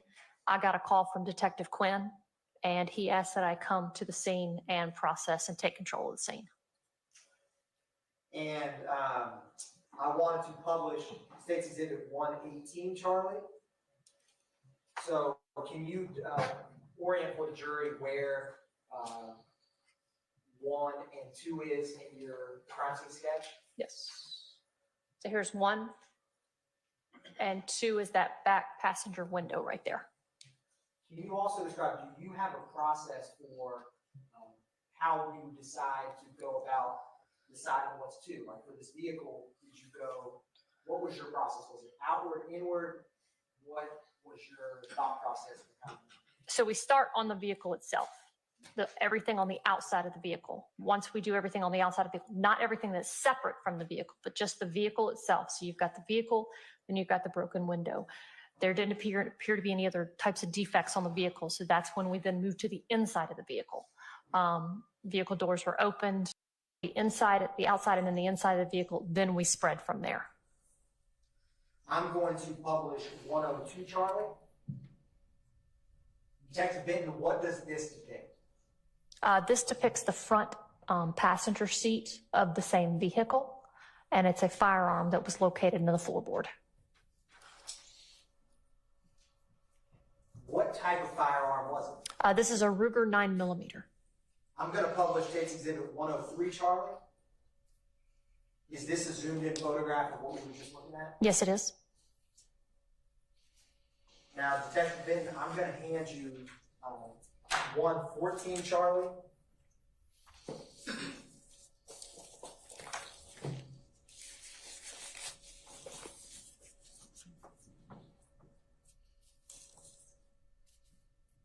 And once you get those gloves on, if you can look at 114 Charlie, I'm going to ask you a couple questions.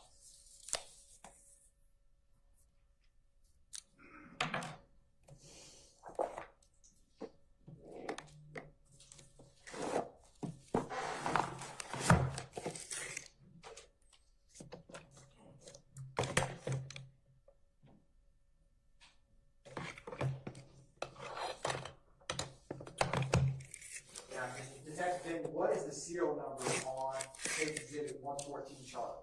The serial number is 302-44238.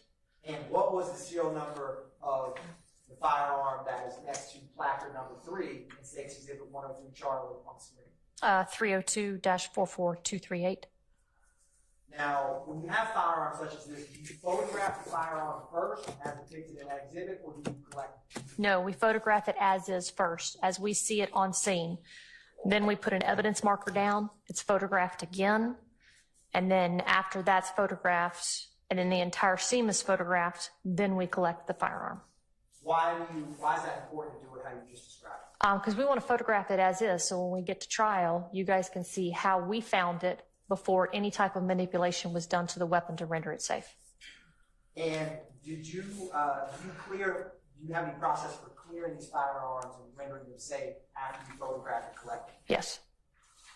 Now, was this specific firearm that's depicted, was it loaded? Yes, it was. Did it have any in the chamber? Yes, it had one round in the chamber. Can you describe what that means to have one in the chamber? So if you look here, this is what we're going to call, for all intents and purposes, that where the bullet would lie, the live round would lie in the chamber. When the bullet is fired, the projectile will come out towards the front this direction. And then, of course, the shell casing of that firearm will eject most likely backwards into the right.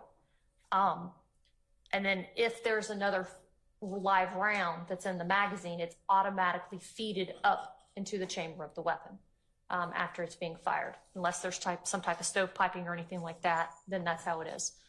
But this particular weapon, nothing was in the magazine. However, there was a live round in the chamber. So we had to make sure to eject that live round out of the chamber and render that firearm safe.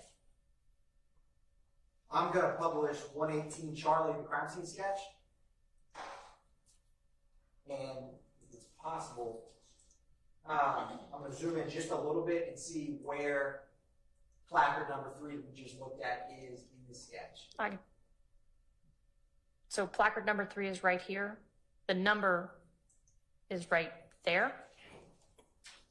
But there's a line that goes to tell you where it was located inside the vehicle. Orienting it to the front passenger seat. Floorboard. I'm going to publish 104 Charlie.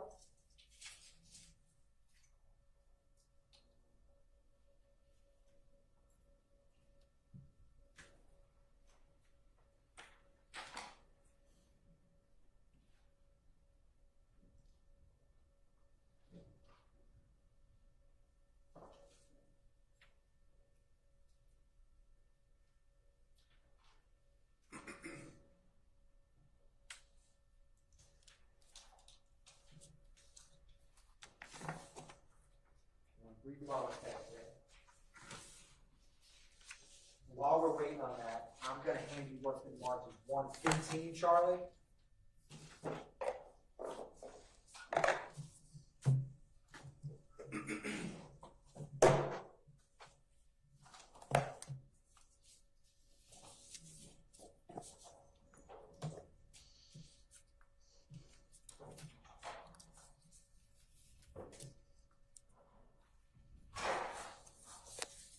Now, Detective Benton, what was item number 4? Item number 4 was a Taurus 9mm semi-automatic firearm. And what was the serial number on that semi-automatic firearm? Tom Charlie X-ray 63132. Now, in State's Exhibit 115, Charlie, can you look at that and tell me what that is?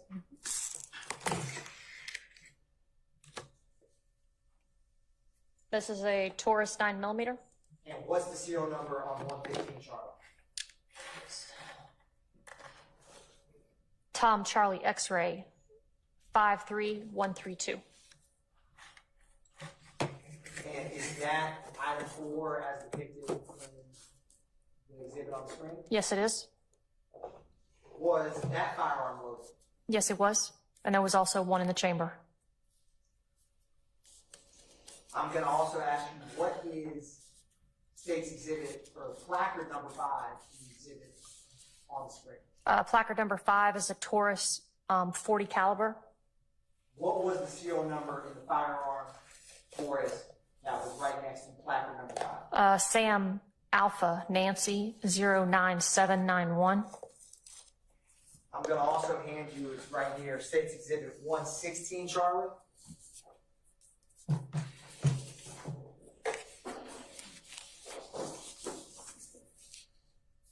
When you get a second, I was going to ask you what's the serial number on 116, Charlie, once you're able to look at it.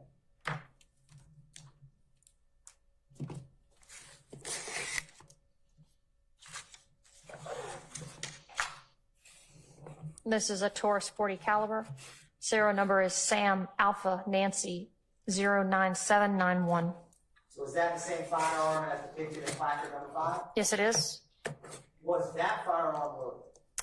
No, it was not. There was a magazine in the chamber, or a magazine in the well of the weapon, but the magazine was empty and the chamber was empty. I'm going to publish 118, Charlie.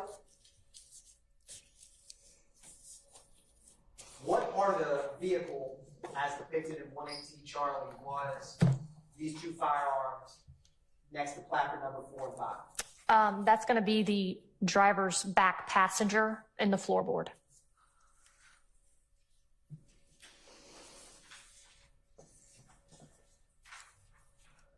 Publishing 105, Charlie.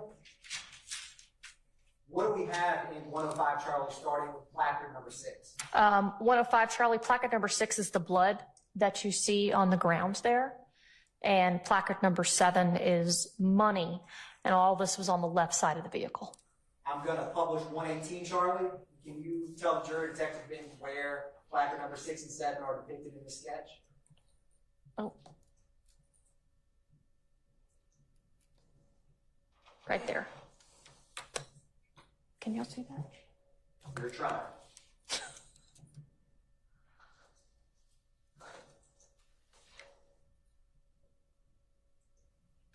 So 6 and 7 is right there, is towards the back left side of the vehicle.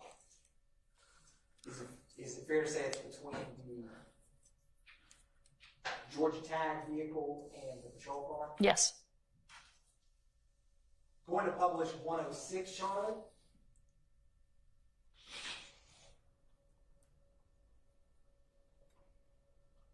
Detective Benton, what is depicted in 106, Charlie?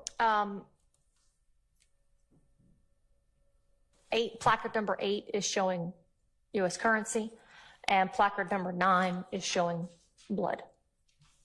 Now, when you got called to assist this crime scene, would you have helped direct these crime scene photographs to be made? Yes. Who would have physically collected the items depicted in these photographs? The crime scene technicians would have physically collected the items. Firearms, I would have rendered them safe and put them in the boxes prior to the crime scene technicians taking control of them. Reason why is crime scene technicians are civilians. And so as law enforcement officers, we go ahead and render every gun safe, made sure the slide is back at the chamber, and then we place them in the boxes and let the crime scene techs take them from there. Now, to orient where placard number 8 and 9 is for the jury, publishing 118 Charlie again. Where was the money and blood in placard 8 and 9 in this crime scene sketch? On the back right side, passenger side of the vehicle. I'm now Detective Ben going to publish 107 Charlie.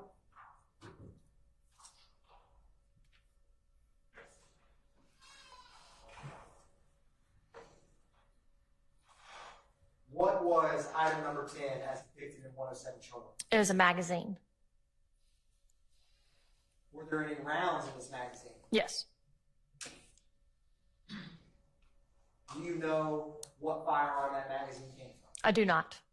It was just collected and the information was handed over to the lead detective. And I'm going to publish 118 Charlie. Do you know what part of the vehicle item number 10 was? I believe item number 10 was also in the back, on the other side of the floorboard in the back seat. Now, after creating this crime, after arriving on scene, you documented these evidentiary items in the crime scene sketch. What other involvement did you have with this case? I did not. Would that have included your involvement? Yes, sir. Once I had gotten back to my office and actually sketched out the sketch, that would concluded my involvement in this case. One brief moment, Your Honor. Yes, sir.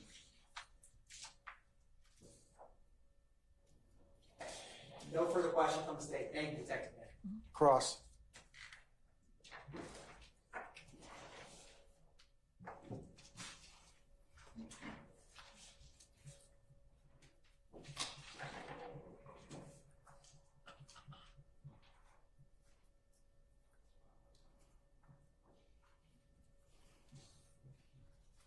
How are you? I'm good. How are you? Good. I'd like to ask you a couple questions if I could. Yes, sir. Okay. It is my understanding back in 2013, September 11th, that you came out to this scene that you've been talking about and educating the jury as a person who was going to either direct or take charge of memorializing or photographing and sketching the crime scene. Is that fair to say? Yes, sir. And the crime scene, as you articulated so eloquently, started with the vehicle, the 2004 Nissan Altima. Is that correct? Yes, sir. And did you physically take the pictures, or did you have one of the crime scene techs, at your direction, of course? I know they're civilians, but did you direct them, hey, this is what I want you to do? Yes, the crime scene techs took all the photographs. Okay.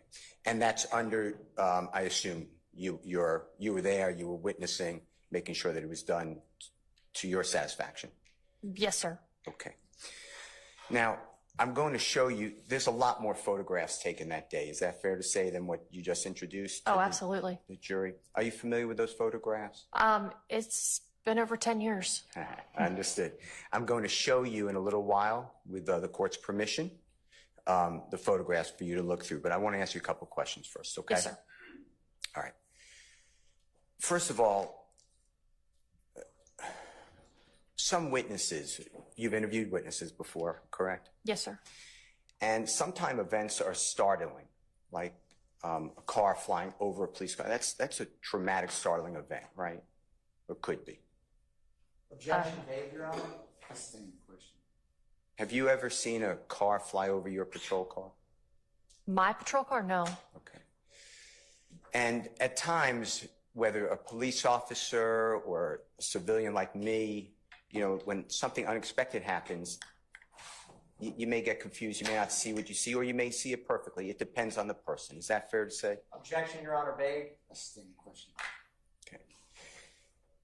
When you take statements from a witness or a potential witness, sometimes that witness, although trying to give you the best information they can, sometimes their recollection may not be the same as recollection for other people. Is that fair to say? Objection, Your Honor. Compound question. That wasn't compound. I'll sustain. You can rephrase, Mr. Steele. Have you ever interviewed a witness where they said something in contradiction or conflict with, let's say, another witness? Yes. Okay. And that doesn't mean that the witness is lying. Like when I say lying, I mean intentionally fabricating. The witness may just have a different perception. Is that fair to say? Objection, Your Honor. I'll rule the objection. Yes. And therefore, somebody in your position who has dedicated themselves to understanding, learning, and then teaching, you want to get as much information as possible from all sources to ensure, as best you can, that all information can one day be delivered potentially to a jury. Is that fair to say? Yes, sir. And amongst that, we have tools that are used to analyze evidence. Is that correct? I have no idea what you were talking about. Okay. Photographs. Oh, you mean demonstratives? Sure. Yes. Okay. Yes. Thank you. No, that's fine. Fingerprint analysis. Okay. So you're getting into expert testimony. Yes. Sure. I mean, these are things that the criminal justice system as a whole can use. Defense lawyers can use it, prosecutors can use it, police can use it, judges can use it to try to get information from a scene. Is that fair to say? Objection, Your Honor. Basis. Compound and testifying. I'll allow it, sir. Is that fair to say? Yes, sir. And you said, I think you articulated at the beginning some of your background. I'm not saying it's all of it, but you studied under the DEA, fair to say? I took an investigative class with the DEA. FBI, Took a street survival investigative class with the FBI. GBI, Investigative class with the GBI. and you're with APD. Yes, sir. And APD, for the ladies and gentlemen jury, they probably know, but Atlanta Police Department. Yes, sir. Okay. And when you're processing a crime scene, you are potentially collecting evidence, or hopefully collecting evidence. Is that fair to say? Yes, sir. And the reason we do that, or you do that, is so you can bring to life to the jury, for the court, for the prosecutors, for the lawyers, for the witnesses who weren't there, you could bring what you saw or what you memorialized. Fair to say? Yes. Okay. Now, you said the motto, I think I got this right, but the motto is of the Atlanta Police Department, something to the Oh, I effect- never said it was the motto of the Atlanta Police Department. Okay, well, I'm glad you said that. Your motto is we'd rather have the information and not need it than not have it. That's not what I said. What did you say? I said we'd rather have it, not need it, than need it and not have it. Okay, I apologize for misquoting you. And the point that you made is if we are more inclusive with our information, the better the results could be later, potentially. No, What did you mean by it? that we take every piece. I was talking about crime scene specifically. We try to take as much evidence as we can from the scene. Whether or not it turns out to be evidence or not, at least we had it and we can determine later on, or the lead detective can determine later on if it's of evidentiary value. I didn't know much information going into the scene. I was just asked to come and process the scene. Understood, and thank you for clarifying that. Now, does that include taking witness statements? Do you ever take a witness statement on a recording? Yes, but on this day, I do not take any witness statements. My sole objective was to process the crime scene. Understood, but in general, have you taken witness statements on a recording? That are recorded? Yes. Absolutely. Have you done it where you have the witness write out a statement, then verify that's what they said and they sign it? Oh, I haven't done that in probably over 12 years. Okay, recording's the way to go? Yes. Okay. Have you ever been in a position where you took a statement from a witness, you recorded it, and then you decided you're going to delete it and not send it over to anyone? No. That would be wrong? Yes. Tell the jurors why that would be wrong. Because that's evidence. You're deleting evidence. It doesn't matter if that evidence showed that it meant nothing. but it was a part of your investigative file. If it is it a crime to delete evidence? I'm sure it is, yes, Called obstruction of justice? amongst other things, Tampering with evidence? and probably oath of office. Violation of oath of a police officer's office if an officer did that? Yes, sir. All right. I want to ask you a couple of questions. And the photographs. Okay. Now, when you arrived first on this scene, was the jurors may notice, but they may not. Just explain. There's in the pictures, there's some yellow tape. Just explain what that does and the meaning of that. Oh, that's the do not cross tape. So when first responding officers, which is our uniform officers, get to a scene, we ask them to basically secure the scene. So they secure it with yellow crime scene tape. It's that tape that you see, whether you see it on the street, by chance happen to pass by a crime scene, or you see it on TV a lot too. It says crime scene, do not cross. And then we have officers stationed there to make sure pedestrian traffic does not get in. And the reason, if you don't mind just telling jurors, why is that so important? So that nothing contaminates the scene. We don't want anything to come into the scene that was not already in the scene. And could that be contamination, be like somebody could remove a piece of evidence that may be valuable? Absolutely. Pick up, I'm making this up, but pick up a shell casing? And Absolutely. Walk away with it? Even if they didn't intentionally pick it up, maybe it could get stuck in their foot or something, or the base of their shoe if they have little ridges in the shoe, like boots. Yes, sir. And we've had it in previous crime scenes, not this particular one, where, somebody may drive through a scene and it gets in the tires, a shell casing or something. Yeah, that was just an example. Yeah. Or somebody could drop something and then add to the crime scene that should not have been there if they kept out of that do not enter Yes, sir. area. Okay. Was that done in this case as far as you remember? I believe it was. Okay. We could see it in some pictures, but I just wanted to make sure. And that's standard procedure, correct? Yes, sir. All right.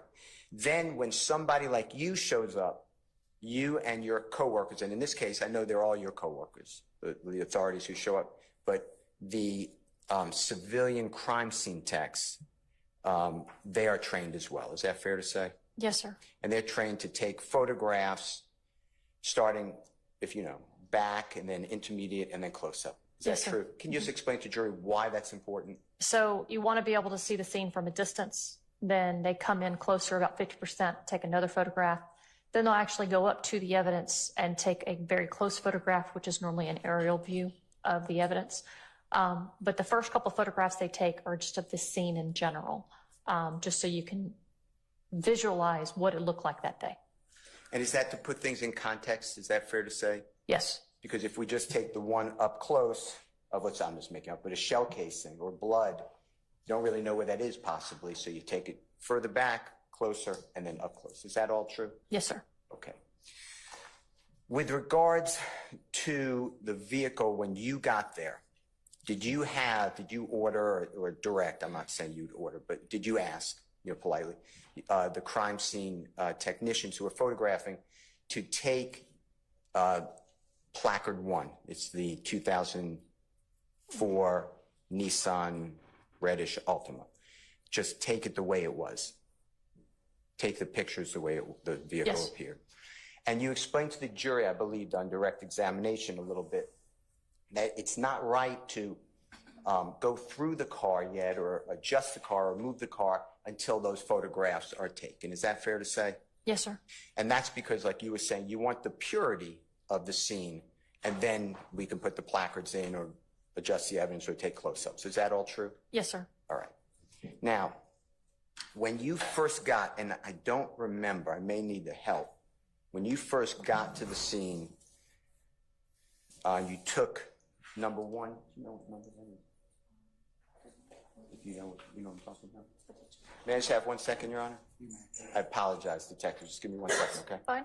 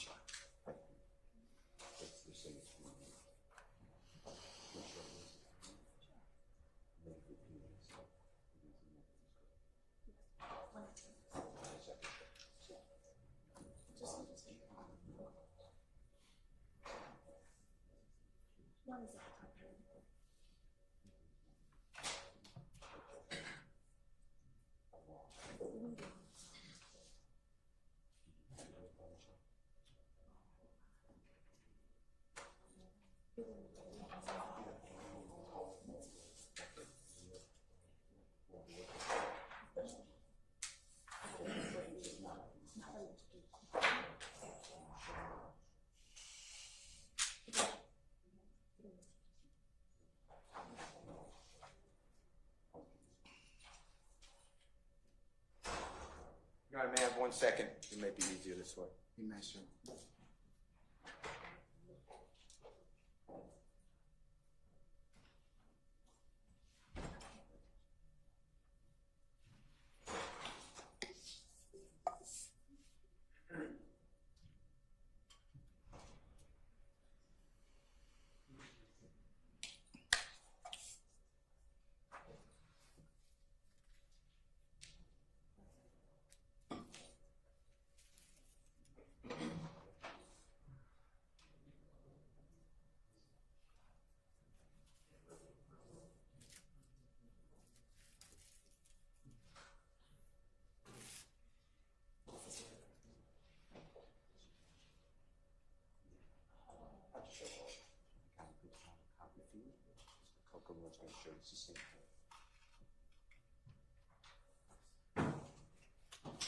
Mr. Kokomo, Your Honor, with the court's permission, may Mr. Kokomo approach Detective Benton and show her defendant Mr. Williams, exhibit number 80 to 196, if you don't mind. And then Detective, I'm going to ask you to do me a favor. When Mr. Kokomo, with your permission and the court's permission, approaches, just make 2 piles. Anything that you don't remember, or you didn't do, or you didn't see, just put them one side. Everything that you could say, yep, this is how it looked on the scene, and I directed the photograph put on the other side, okay? Okay. Okay. Is that okay, Your Honor? Have you, has the state seen Defendant Williams? I have not, Your Honor. I'm looking at these right now. Just let him know when you're done, okay? Mr. Yes, Shear, Your we'll just pause in place, okay? Sure. This is the same that's on the phone, Your Honor.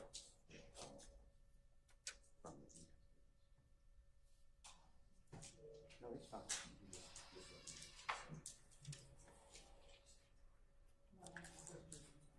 Thank you.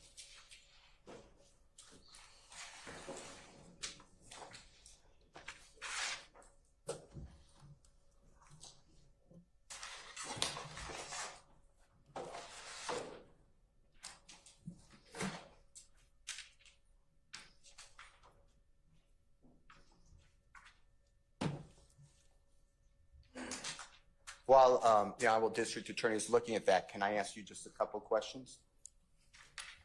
Yes, sir. That's why I'm here. Appreciate it.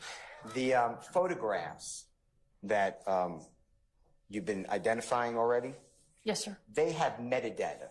Is that, do you know what I'm talking about, properties? I'm well aware of what metadata is. I didn't mean to insult you. That's okay. Can you just tell the jurors in case somebody does not know what that is? Metadata. So especially if you look on a camera or a thumb drive or a SIM card, especially in cell phones, metadata can take you back and tell you exactly when that photograph was taken, what day it was taken, the time it was taken, and how much pixels. I mean, there's a lot of stuff that goes with metadata. And if during the course of our communication today, if you need to see the properties, just let us know, okay? Okay. Or the metadata. Well, it's been 11 years, so I'm hoping I can remember as much as you think I can.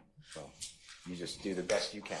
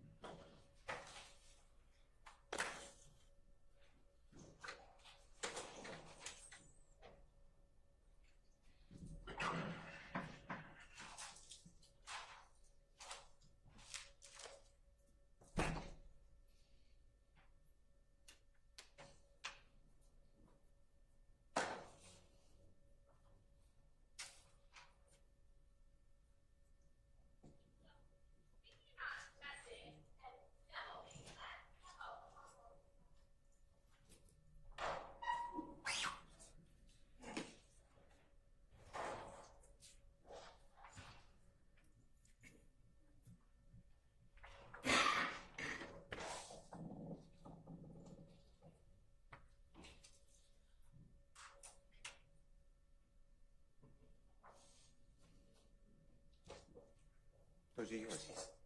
Those are yours. You're welcome. Your Honor, with the court's permission, may Mr. Kokomo approach the Honorable Detective with Mr. Williams Exhibit 80, and they're consecutive, sir, so it goes up to 196. Has the state examined those? I have, and what was the last number, Mr. Steele, that you Should be said? 196. Okay. 83 or 196.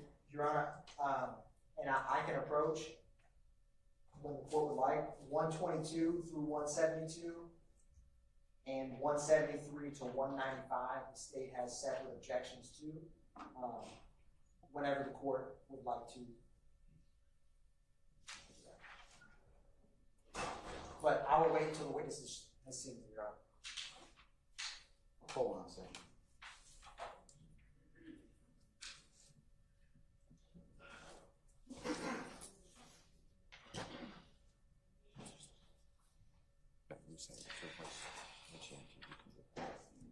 Thank you.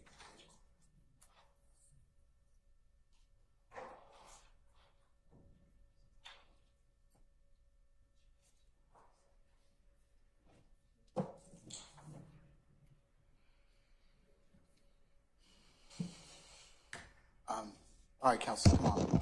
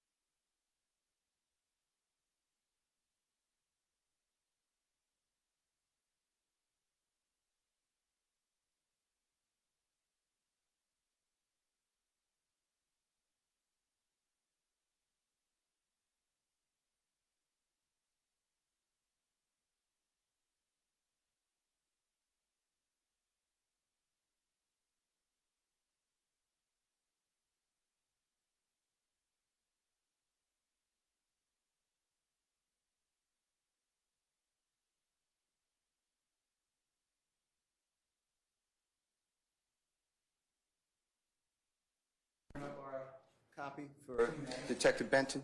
Thank you, sir. Detective, again, just do me a favor. If you need to clear out space, just don't say anything yet because they're not in evidence.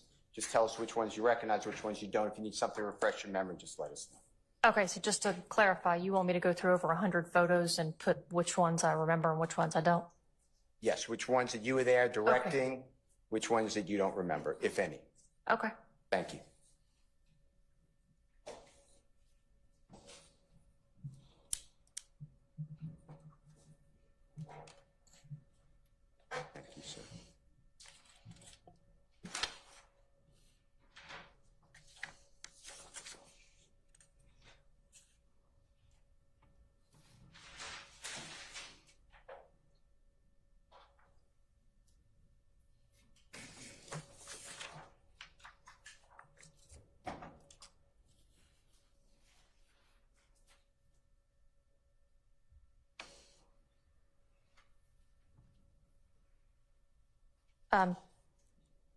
Quick question.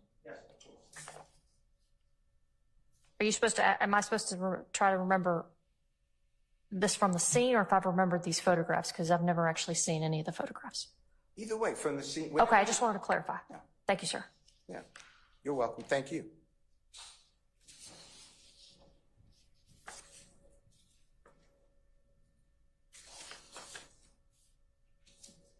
We're talking about the scene, when you're out at the scene. Okay, talking about the same thing, I think. September 11, 2013. No, I didn't know if you were asking what photographs I remembered, or if I remember stuff from the scene. That's all I was clarifying. Okay. Or both, either one. You'll tell us.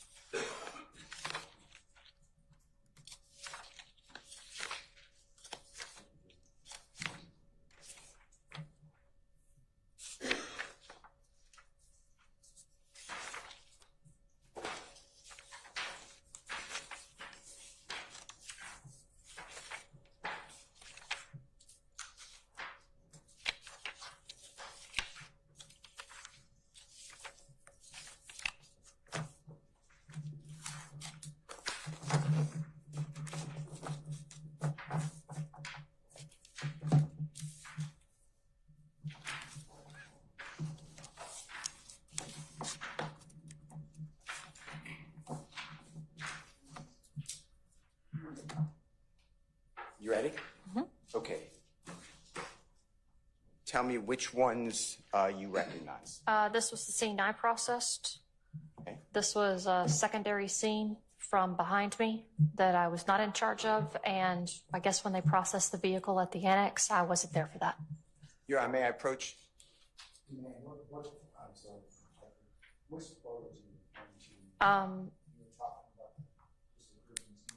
So the scene of the crime scene sketch that I did, just that particular scene of where the crashed vehicle is, the patrol car, the trunk of that vehicle where the blood 1 through 10. Yes, sir. That's, well, 1 through 10 of the crime scene sketch, not the actual photographs. That was the scene I was asked to take charge of, that scene solely. The house behind it and all of that, that was not where I was asked to go. So just to make Your Honor, do you mind if I ask a question? Just to make it easy for the court and the jurors, tell us which Mr. Williams exhibit number. It should be on the upper left of the photograph you're looking at. Just go through one by one so that everyone can follow you. Which photographs truly and accurately depict the scene that it shows that you're referring to? Well, these truly and accurately depict the scene I was in charge of. The ones that you can testify about. So 80, Okay. 81, Yes. 82, 89, Hold on 90. one second. Hold on one second. Hold on.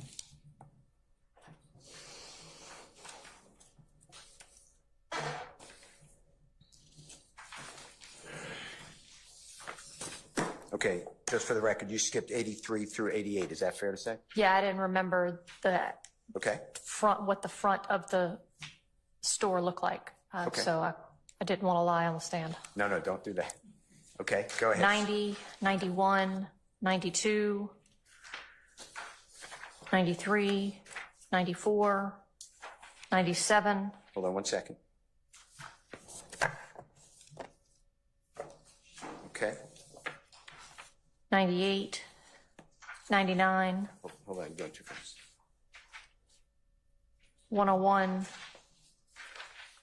102, 103, 104, 105, 106, 107, 108, 109, 111, 112, 113,